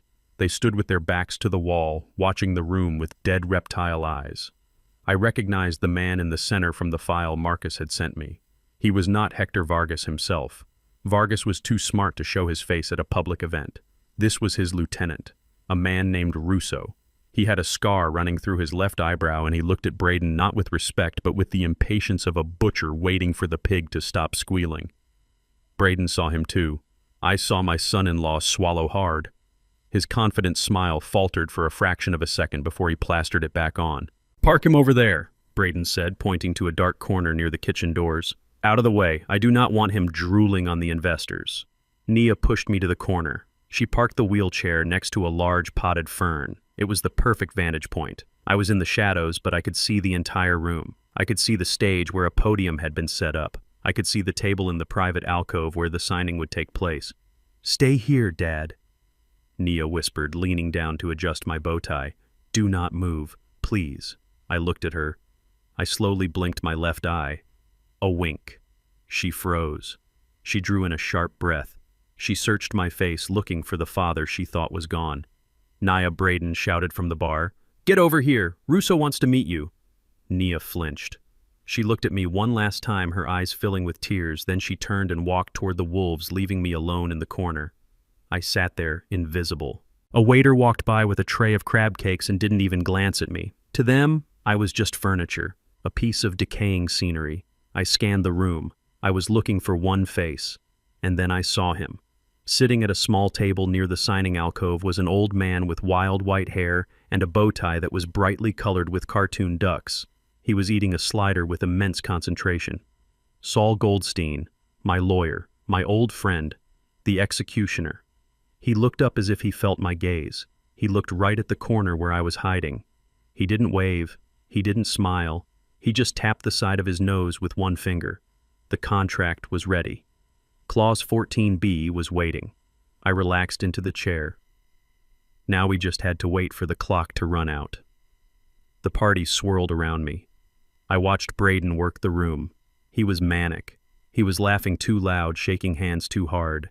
He was a man running on the fumes of desperation. He kept glancing at Russo and the men in the dark suits. Every time Russo looked at his watch, Braden would talk faster, drink more, pour more wine. He walked over to the group of developers. "This is just the beginning," he boasted, his voice carrying over the jazz music. "We are going to bulldoze the block. Luxury condos. Retail on the ground floor. The blue note is the anchor, but the real money is in the airspace." I felt a surge of cold anger. He was talking about destroying my legacy while standing inside it. He was selling promises he couldn't keep with money he didn't have. A man approached me. He was holding a glass of scotch and swaying slightly. I recognized him. He was one of the loan officers from the bank where I had kept my accounts for 40 years. The bank that had allowed Braden to liquidate everything this morning. "Mr. Vance," he slurred, looking down at me. "Is that you?" I drooled a little. I let my head roll. "Damn shame," the man muttered, taking a sip of his drink. "You were a titan, Ezekiel. A real titan. Now look at you. Buying restaurants with your retirement money. Hope the kid knows what he is doing." He walked away. They all thought I was finished. They all thought I was the past. At 8 o'clock, the music stopped. The lights dimmed. A spotlight hit the small stage. Braden walked up to the microphone. He adjusted his tie. He looked out at the crowd. He looked at Russo, who gave him a single, sharp nod. "Ladies and gentlemen," Braden began, his voice booming through the speakers. "Thank you all for coming. Tonight is a historic night. Tonight the torch passes." He paused for effect. He looked toward my corner. The spotlight swung around, blinding me for a moment. "I want to thank my father-in-law, Ezekiel Vance." Braden said, his voice thick with fake emotion. "He built the foundation that we stand on. Unfortunately, his health has declined rapidly in recent weeks. But even in his confusion, he knew one thing. He knew he wanted to secure the future of this family. The crowd applauded politely. I squinted against the light. I saw Nia standing near the stage. She was looking at the floor. Today, Braden continued, Ezekiel entrusted me with the resources to make this acquisition. He entrusted me to lead. And I promise you, I will not let him down. He signaled to the back of the room. And now, if you will excuse me, we have some paperwork to sign. The seller's representative is here. We are going to make this official. The crowd cheered. Braden stepped off the stage. He walked toward the private alcove. Russo and his men moved with him, flanking him like a security detail. They weren't protecting him. They were ensuring he didn't run. Saul stood up. He wiped crumbs from his mouth. He picked up a thick leather folder. The moment was approaching. The singularity. I watched Braden sit down at the table. I watched Saul open the folder. I watched him slide the 45-page contract across the polished wood. I could see Braden's hands shaking. He picked up a pen. Read it, I whispered to myself. Read the damn contract, Braden. But he didn't. He flipped the pages. He glanced at the purchase price. He glanced at the signature line. He looked at Russo. Russo tapped his wrist. Time was money. Braden put the pen to the paper. I felt a vibration in my pocket. My burner phone. I pulled it out carefully, shielding the screen. It was a text from Marcus. I am at the back door. Police are in position, waiting for your signal. I put the phone away. I looked at the table. Braden was signing. He was signing page 1, page 10, page 20. He reached page 45. The Trojan horse. He hesitated. For 1 second, he paused. He looked at the dense paragraph of text. My heart stopped. Did he see it? Did he see the forfeiture clause? Saul leaned forward. I saw him say something. I knew exactly what he was saying. Standard anti-money laundering boilerplate, son. Just a formality. Braden nodded. He laughed nervously. He signed. It was done. He had just legally agreed that if the money was dirty, he lost everything. He closed the folder. He stood up. He shook Saul's hand. He turned to the room, raising his arms in victory. The deal is closed, he shouted. The blue note is ours. The room erupted. Confetti cannons fired. Gold glitter rained down on the guests. The band struck up a fast-tempo jazz number. Braden looked like a god. He looked like he had conquered the world. He hugged Nia. He high-fived the bankers. He even got a nod from Russo. I sat in my wheelchair, covered in gold glitter. I felt a profound sense of calm. The trap had snapped shut. The metal jaws had closed around his leg. He just didn't feel the pain yet. I gripped the armrests of the wheelchair. It was time. I didn't need the cane. I didn't need the act. I pushed myself up. The metal of the wheelchair creaked. A woman standing near me gasped. Look, she whispered. The old man. I stood up. I straightened my spine, unfolding to my full height of 6'2". I brushed the glitter off my cheap tuxedo jacket. I took a step forward, then another. I walked out of the shadows. I walked through the crowd. I walked with the heavy, inevitable momentum of a freight train. The people near me stopped talking. They stared. The circle of silence expanded outward like a ripple in a pond. Braden was on the stage again, holding a bottle of champagne, ready to pop the cork. To the future, he screamed. I stopped in the middle of the dance floor. Braden, I said. My voice was not loud. I didn't shout. But in the sudden hush of the room, it sounded like a gavel striking wood. Braden froze. The bottle lowered. He looked at me. He looked confused. Then he looked annoyed. Sit down, Dad, he hissed. Someone get his chair. He is wandering again. I am not wandering, Braden, I said, taking another step. I am inspecting. Inspecting what? Braden laughed nervously, looking at the crowd. Inspecting the building I just bought, I said. The room went dead silent. Even the band stopped playing. Braden's face went pale. What are you talking about? You didn't buy anything. I bought it. I just signed the papers. I reached into my pocket. I pulled out my reading glasses. I put them on slowly, deliberately. I looked at Saul Goldstein, who was standing quietly by the table. Mr. Goldstein, I said. Who is the managing member of Coretta Holdings, LLC? Saul smiled, a wide, toothy smile. That would be you, Mr. Vance, he said, his voice clear as a bell. You have been the sole owner for 20 years. Braden dropped the champagne bottle. It hit the floor and shattered. Foam and glass exploded across the stage. What Braden whispered. I took another step. I was close enough now to see the sweat running down his face. I was close enough to smell his fear. "You borrowed $2 million from the cartel, Braden," I said, pointing to Russo in the corner. "You stole $1 million from my accounts, and you just handed it all to me." I looked at Russo.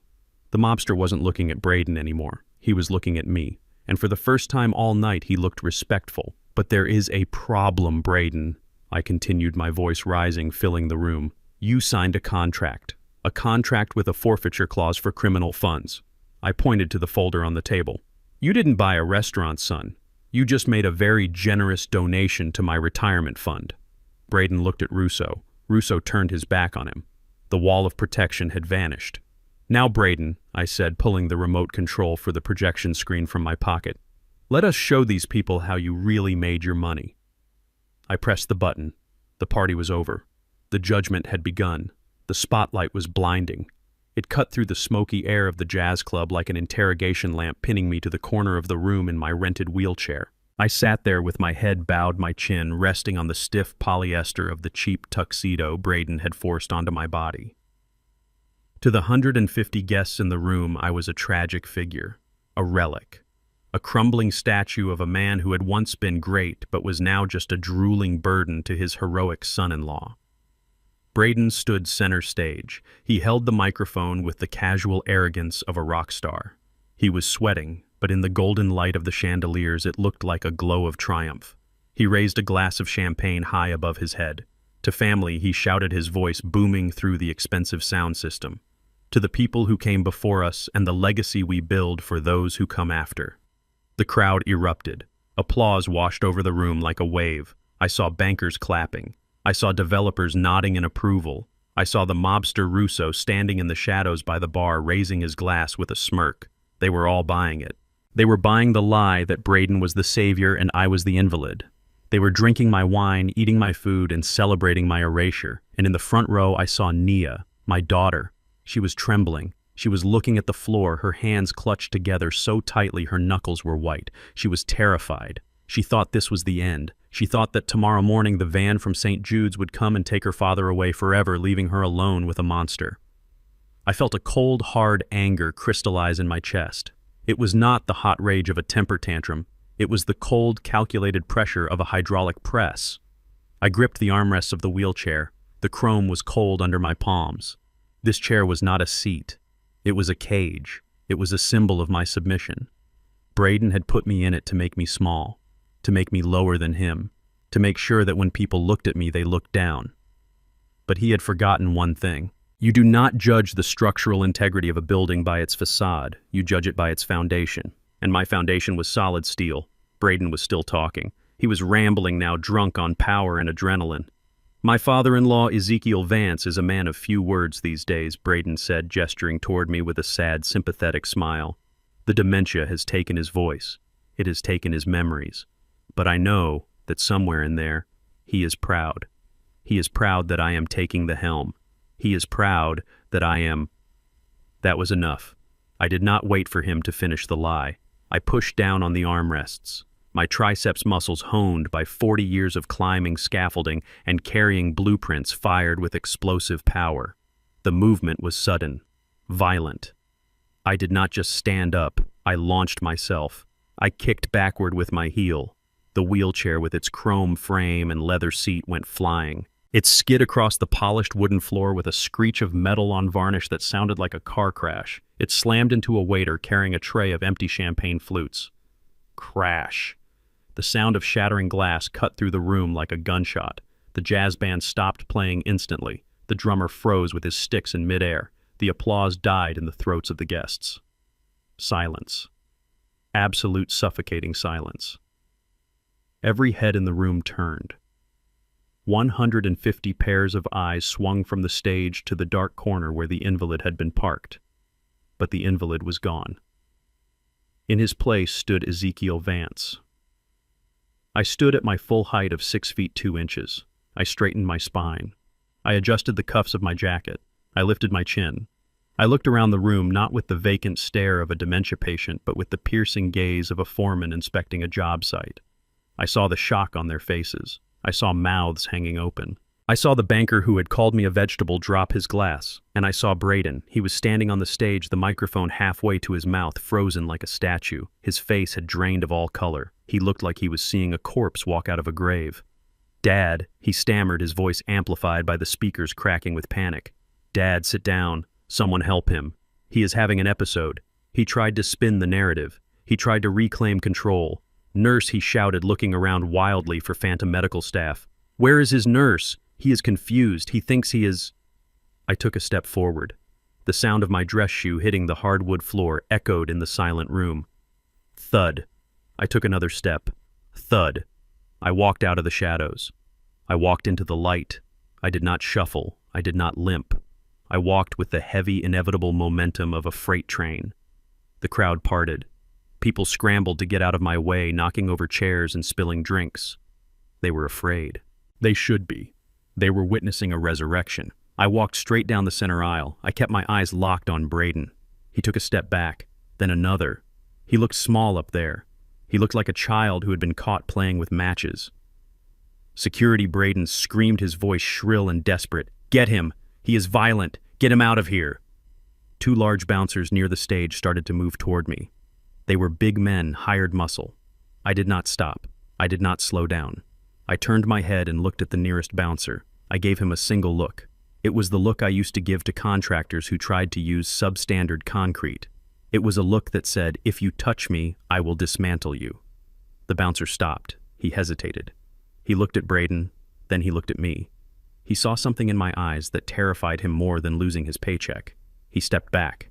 He let me pass. I reached the stage. I walked up the 3 steps. 1, 2, 3. I stood next to Braden. Up close, I could smell the fear coming off him in waves. It smelled sour. Sweat dripped from his forehead, running down his nose. His hand holding the microphone was shaking so hard the device was rattling. "Dad," he whispered off mic, his eyes wide with terror. "Please, go back to the chair. We can talk about this. I will give you anything. I will give you the money back. Just sit down." I looked down at him. I looked at this man who had drugged me, who had thrown me in a basement, who had threatened my daughter, who had tried to sell my life to a cartel. I reached out and took the microphone from his hand. He did not resist. He was too paralyzed by shock. His fingers opened, and the black device slid into my palm. It felt heavy. It felt like a gavel. I turned to the crowd. I looked at the sea of faces. I looked at the investors. I looked at the loan sharks. I looked at Nia, who was now standing with her hands over her mouth, tears streaming down her face. But they were not tears of fear anymore. They were tears of awe. I brought the microphone to my lips. "Testing," I said. My voice boomed through the hall. It was deep, resonant, and steady. It was the voice of a man who had commanded thousands of men. There was no rasp, no stutter, no confusion. The feedback whine from the speakers made a few people wince. My son-in-law tells a very good story. I said my words slow and deliberate. He tells you I am a vegetable. He tells you I am a burden. He tells you I am lost in the fog of dementia. I paused, letting the silence stretch until it was almost painful. He tells you he is the guardian of my legacy. I turned and looked at Braden. He was backing away toward the curtain, looking for an exit. "But there is a difference between a guardian and a parasite," I said. The crowd gasped. A ripple of murmurs broke out. "You see, ladies and gentlemen," I continued, walking to the edge of the stage. Braden here forgot one simple rule of construction. You cannot build a skyscraper on a sinkhole, and you cannot build a life on a lie. I pointed the microphone at Braden like a weapon. This man stands here and toasts to family. But 3 days ago, he threw my clothes down the stairs and locked me in a basement. Braden shook his head frantically, mouthing, "No, no, he is crazy." 2 days ago, he forged my signature on a power of attorney document. I said, my voice rising. He told me it was an admission form for a care facility, but it was a license to steal. I reached into the inner pocket of my tuxedo. I pulled out a folded piece of paper. It was the printout of the wire transfer I had intercepted that morning. "This morning at 10 a.m., Braden liquidated my life savings," I said, holding the paper up to the light. "He emptied my retirement accounts. He mortgaged my home. He took every penny Ezekiel Vance earned in 50 years of sweating blood and concrete.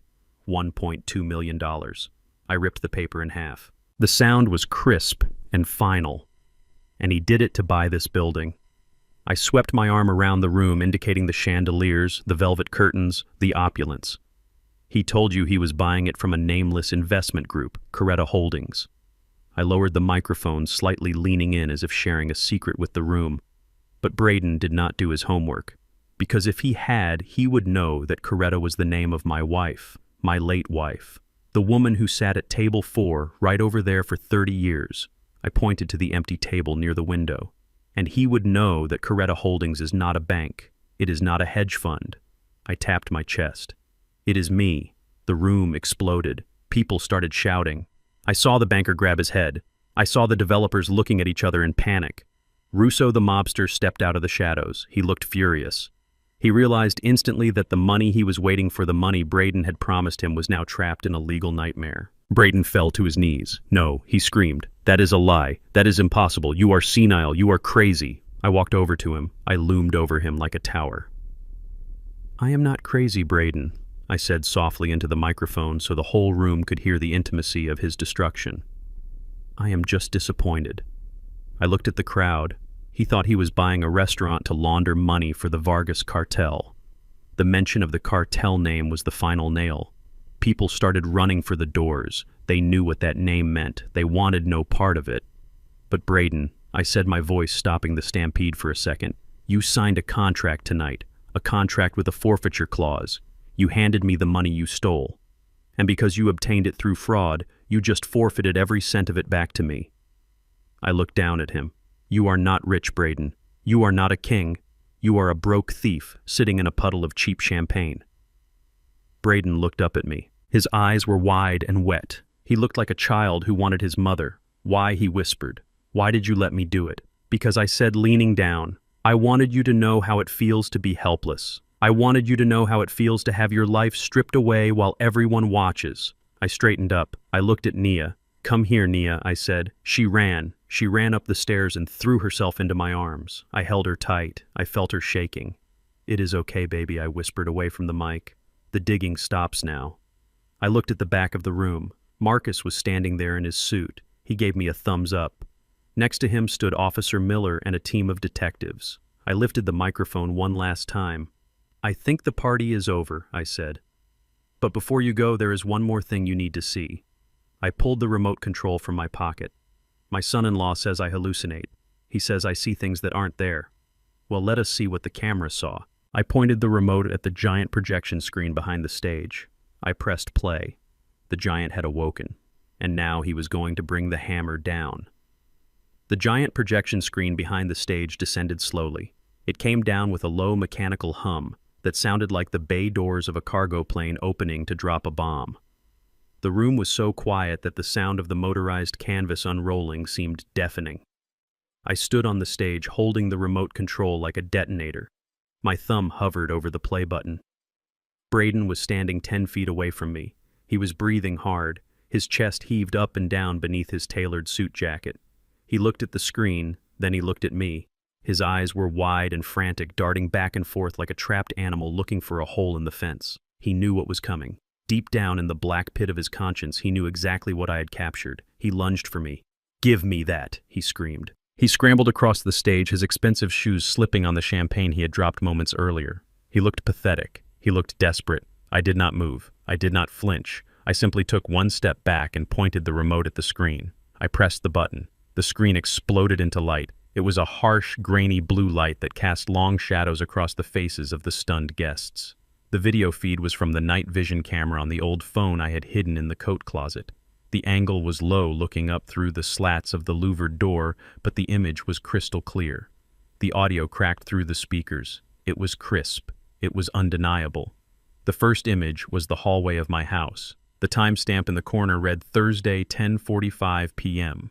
On the screen, Braden was pacing. He was holding a glass of water. He looked deranged, muttering to himself.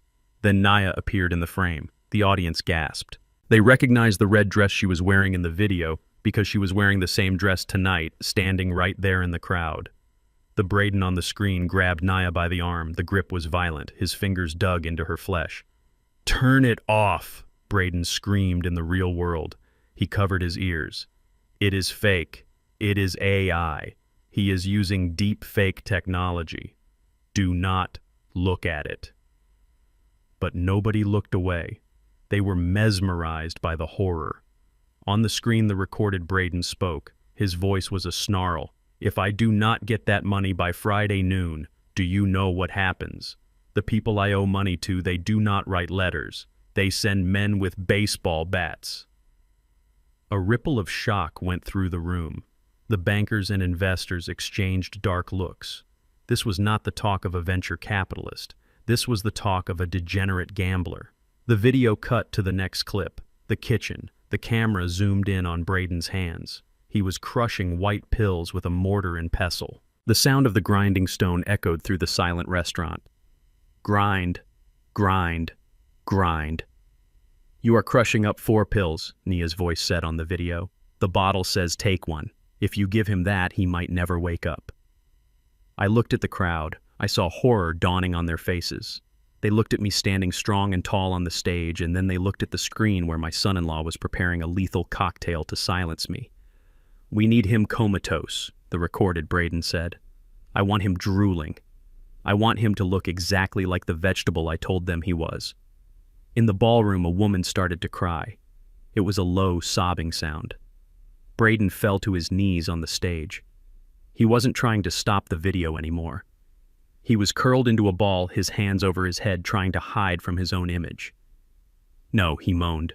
"No, no, no." But I wasn't done. The final clip was the one that would seal his coffin. The screen flickered again.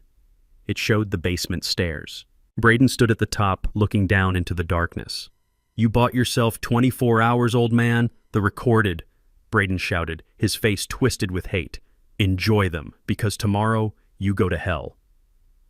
I pressed the pause button. The image of Braden's twisted, hateful face froze on the giant screen looming over the real Braden, who was shivering on the floor. I lowered the remote. I looked out at the audience. The silence was absolute. It was the silence of a courtroom after a guilty verdict has been read. I raised the microphone. "You saw it," I said, my voice calm and cold. "You heard it. Attempted murder, elder abuse, extortion." I walked over to the table where the contract lay. The leather folder was still open. The ink on Braden's signature was barely dry. "But that is just the criminal case," I continued. "Let us talk about the business case." I picked up the contract. I held it up so everyone could see. My son-in-law thought he was clever. He liquidated my life savings $1.2 million. He borrowed another $2 million from our friends in the back. I gestured to Russo, the mobster standing in the shadows. Russo did not move. His face was a mask of stone. He was watching Braden with the cold calculation of a man deciding how to dispose of a problem. Braden pooled all that money, I explained. $3.2 million, and he wired it to the escrow account of Coretta Holdings to buy this restaurant. I turned to Braden. "Get up," I ordered. Braden didn't move. "I said get up," I roared. He scrambled to his feet, shaking so hard he could barely stand. He looked at me with tears streaming down his face. "Please, Dad," he whispered. "Please stop." I opened the contract to page 45. "You signed this, Braden," I said, pointing to the page. "You didn't read it, but you signed it." I turned to the audience. "Clause 14.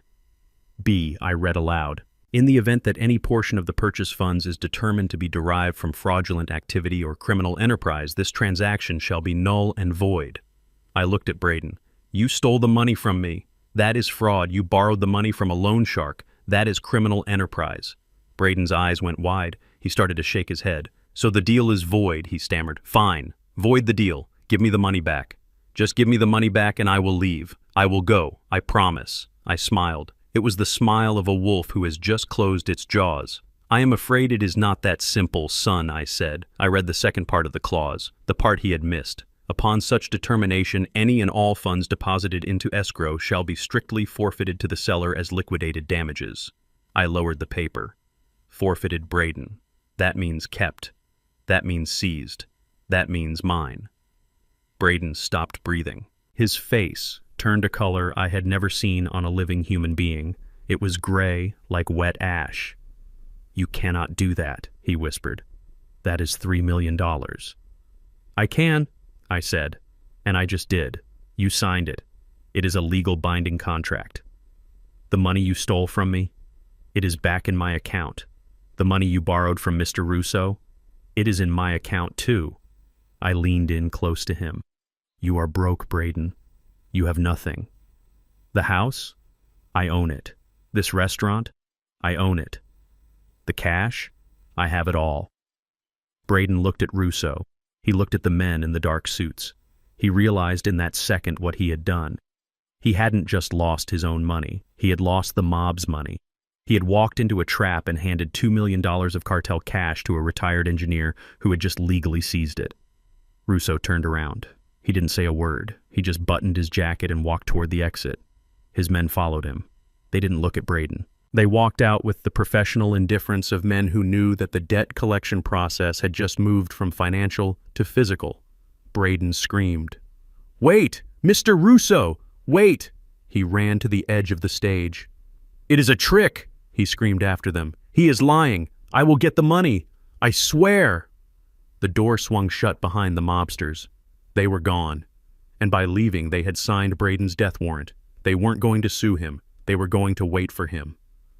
Braden turned back to me. He fell to his knees again. He crawled toward me, grabbing the leg of my trousers. "You killed me," he sobbed. "You just killed me. They are going to kill me, Ezekiel. You have to give it back. Please, for Nia. Do it for Nia." I looked down at him. I felt a surge of disgust so powerful I wanted to kick him away. "Do not say her name," I said. I looked at Nia.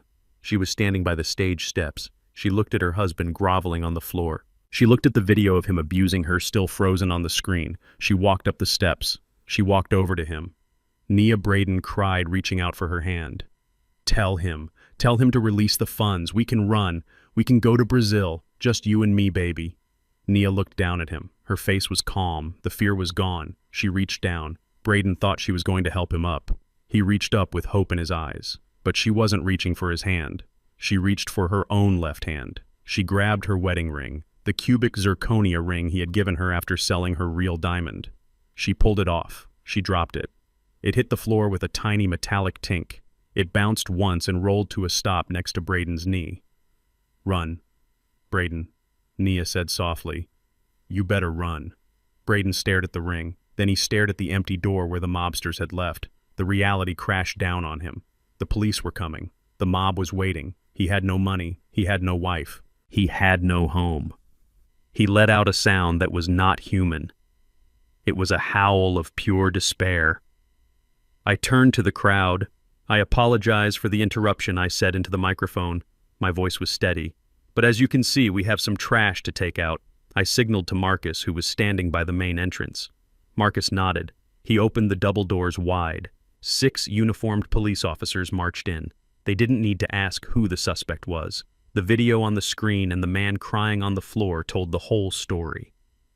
Officer Miller, the young cop Braden had manipulated 2 days ago, walked straight up to the stage. He looked angry. He looked like a man who hated being used. "Braden Vance," he announced, pulling a pair of handcuffs from his belt. "You are under arrest." Braden didn't fight. He didn't run. He just slumped forward, letting the officer pull his arms behind his back. The click of the handcuffs was the sweetest sound I had ever heard. As they dragged him away, he looked back at me one last time. His eyes were empty. "You planned this," he whispered. "You planned the whole thing." I looked at him, adjusting my bow tie. "I told you, son," I said. "I am a structural engineer. I do not just build things. I fix them." And then they took him away. The room was silent. The guests stared at me. They didn't know whether to applaud or run. I looked at the contract on the table, the paper that had saved my life. I picked it up. I walked over to Nia. I put my arm around her. "It is over," I said. She buried her face in my shoulder and finally let go. She cried the tears of a woman who had been holding her breath for 3 years.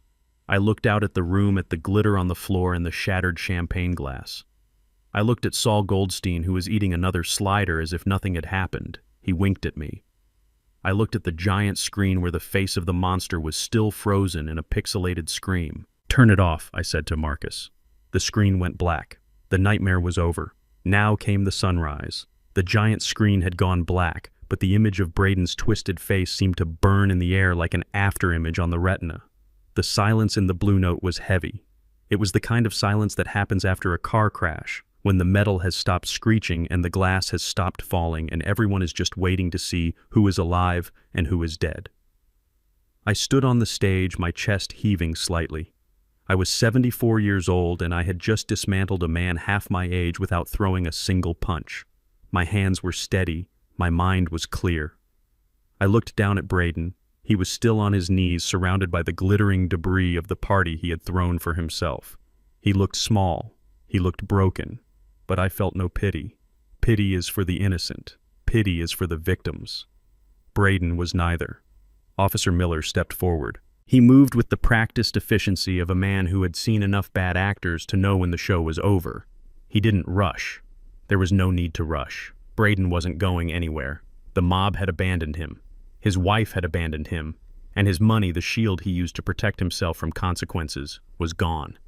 Miller stopped in front of Braden. He reached for his belt. The sound of leather creaking seemed abnormally loud in the quiet room. He pulled out a pair of steel handcuffs. They caught the light of the chandeliers gleaming with a cold, hard promise of justice. Braden looked at the handcuffs. Then he looked at Miller. "Wait," Braden whispered, his voice cracking. "You do not understand. I can explain. It was a misunderstanding.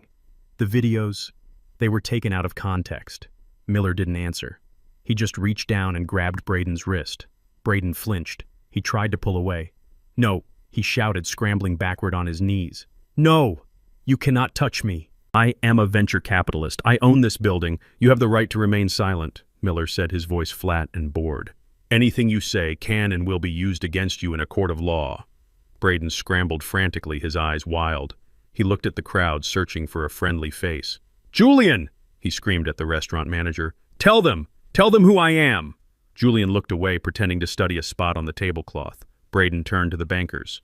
"Bob, you know me. I have good credit. Tell him this is a mistake." Bob, the banker, turned his back, sipping his scotch. Braden looked at me. "Dad," he pleaded. "Dad, stop them. Tell them it was a prank. Tell them we were just joking. I will give you the house back. I will sign it over right now. Just tell them to let me go." I walked down the steps of the stage. I walked slowly. Every step was a judgment. I stopped right in front of him. I looked down into his watery, terrified eyes. "You cannot give me the house, Braden," I said softly. "I already took it. Please." Braden sobbed, tears streaming down his face, mixing with the sweat and the glitter. "Please, Ezekiel. I am family. I am your son." I leaned in close. "You are not my son," I said. "My son would never drug a 74-year-old man. My son would never hit a woman. You are just a stranger who broke into my house, and now the police are here to escort you out." I nodded to Miller. "Get him out of here, officer," I said. "He is ruining the party." Miller yanked Braden's arm behind his back. He snapped the first cuff on. Click. It was a sound of finality. It was the sound of a steel door slamming shut on a life of greed. Braden let out a high-pitched yelp of pain. "You are hurting me," he whined. Miller twisted the other arm. Click. "It is done," Miller said, hauling Braden to his feet. Braden couldn't stand. His legs gave way. He was dead weight. Miller and another officer had to drag him. His expensive Italian shoes scuffed across the floor, leaving black marks on the wood he had wanted to own. As they dragged him toward the exit, Braden started to scream. It wasn't a scream of anger. It was a scream of pure terror. He knew where he was going. He wasn't just going to a holding cell. He was going to a place where he would be exposed, where the Vargas syndicate could find him, where he would have to pay for the $2 million he had lost. "Nia!" he screamed, twisting his head around to look for her. "Nia, help me! Call a lawyer! Call someone! Do not let them take me!" Nia was standing by the bar. She was shaking. She looked at her husband, the man she had shared a bed with for 5 years, the man who had promised to love and cherish her. She saw him for what he really was. A coward. A bully. A criminal. She didn't move. She didn't speak. She just watched him go. Braden's eyes locked onto hers one last time. "I love you," he screamed, desperate. "I did it for us. I did it for—" Nia closed her eyes and turned her face away. The officers pushed the double doors open. The cool night air rushed in. A camera flash went off outside. The press had arrived. Marcus must have tipped them off too. Braden Vance, the rising star of Chicago real estate, was going to be the headline on the morning news, but not in the way he had hoped. They shoved him into the back of a squad car. Through the open door I could hear him wailing.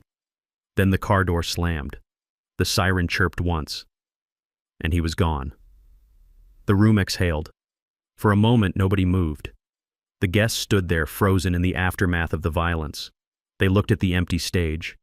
They looked at the shattered champagne glass. They looked at me. I stood alone in the center of the dance floor. I adjusted my cuffs. I felt tired. A deep, bone-weary exhaustion washed over me. I had won. But victory didn't feel like joy. It felt like survival. It felt like walking out of a burning building with soot on your face. Then I heard a sound. A soft weeping. I turned. Naya had collapsed. She was on her knees on the floor, her red dress pooling around her like blood. Her face was buried in her hands and her shoulders were shaking with violent sobs. I walked over to her. The crowd parted for me again, but this time there was no fear in their eyes. There was respect. There was awe. I knelt down beside my daughter. My knees popped, but I didn't care. "Nia," I whispered. She looked up. Her makeup was running. Her eyes were red and swollen. She looked like a little girl who had broken her favorite toy. "Daddy," she choked out. "I am so sorry." "Shh," I said, reaching out to brush a strand of hair from her face. I knew she sobbed. I knew he was bad. I knew he was stealing, but I was so scared. He told me he would hurt you. He told me if I left him, he would destroy us both. I was a coward, Daddy. I let him hurt you. I let him lock you in that basement. She grabbed my lapels, burying her face in my chest. "I am so sorry," she wailed. "Can you ever forgive me?" I held her. I wrapped my arms around her and rocked her back and forth right there on the floor of the Blue Note. I smelled the expensive perfume Braden had bought her, and beneath it I smelled the fear she had carried for years. "I don't need to forgive you, baby," I said, my voice thick with emotion. "You were a hostage. You did what you had to do to survive." "But I should have fought," she cried. "I should have been like you. You fought him. You beat him. I just hid." "You are fighting now," I said, lifting her chin so she had to look at me. "You took off that ring. You turned your back on him. That took courage, Nia. That took more courage than anything I did tonight." She looked at me, searching my face for any sign of resentment. She didn't find any. A father doesn't resent his child for being afraid of the dark. He just turns on the light. "Come on," I said, standing up and pulling her with me. "Get up. Vances do not stay on the floor." She stood wiping her eyes. She looked around the room. She saw the people staring. She straightened her back. She lifted her chin. She looked a lot like her mother in that moment. "What now?" she asked. I looked around the room. I looked at the waiters who were starting to clean up the mess. I looked at the band who were packing up their instruments. "Now," I said, "we go home." "Home?" Nia asked. "To the house?" "But the memories. We will make new ones," I said. "We will paint over the red marks. We will burn the furniture he bought. We will open the windows and let the air in. It is our house, Nia. It is not his." I turned to the crowd. "Please enjoy the rest of the food," I announced, my voice carrying through the room. "The bar is open. Put it on my tab." I started to walk toward the door with Nia on my arm, but before I could leave, a hand touched my shoulder. I turned. It was Marcus. He was grinning from ear to ear. "Mr. Vance," he said. That was biblical." I smiled. "Thank you, Marcus." He reached into his pocket. He pulled out a small velvet pouch. "I stopped by Eager Eddie's on my way here," he said, handing it to me. I told him the police were coming to raid his shop for stolen goods unless he gave me a certain item back at cost. He was very cooperative. I opened the pouch. Inside was my Rolex. The blue face gleamed in the dim light. To my builder. I felt a lump in my throat. I looked at Marcus. This young man who had nothing had risked everything for me. "You didn't have to do that," I said, my voice husky. "Yes, I did," Marcus said. "A king needs his crown. And besides," he looked at his watch, a cheap plastic digital one. "You have a meeting tomorrow morning?" "I do?" I asked. "Yes," Marcus said. "I quit my job at the valet stand tonight. Julian fired me for letting the police in, so I am unemployed. And I hear the new owner of the Blue Note needs a general manager who is honest." I looked at him. I looked at his intelligence, his loyalty, his courage. "You are hired," I said. "Be here at 9 a.m. and bring Lily. I think the kitchen staff can make her some soup that is better than canned stew." Marcus smiled and his eyes were wet. "Thank you, Mr. Vance." I put the watch back on my wrist. The weight of it felt right. It felt like order returning to the universe. I took Nia's arm again. We walked out of the double doors.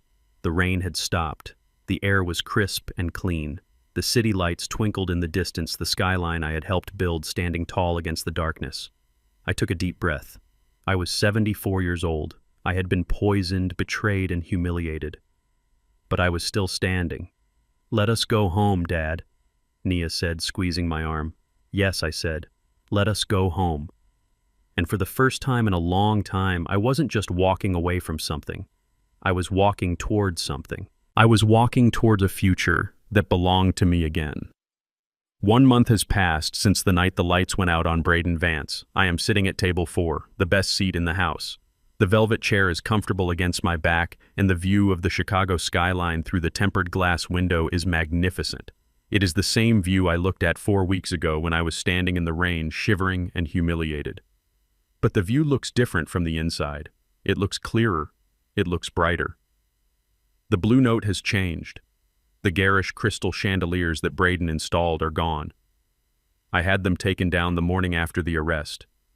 We brought back the old brass fixtures, the ones that cast a warm, honey-colored glow over the room.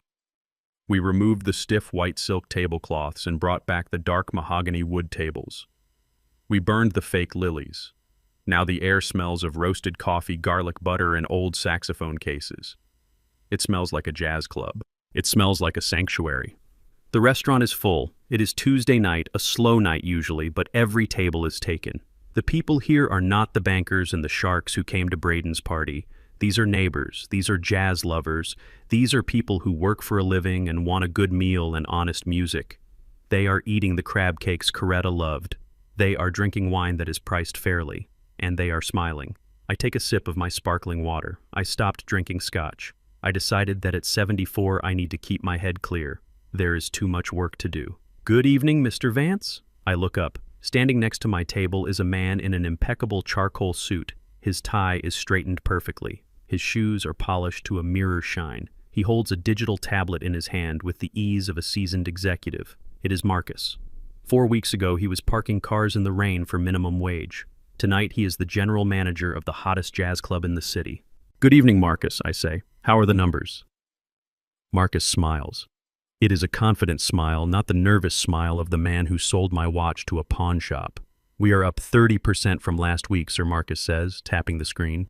"The kitchen is running at full capacity, and the band just asked if they could extend their set by an hour.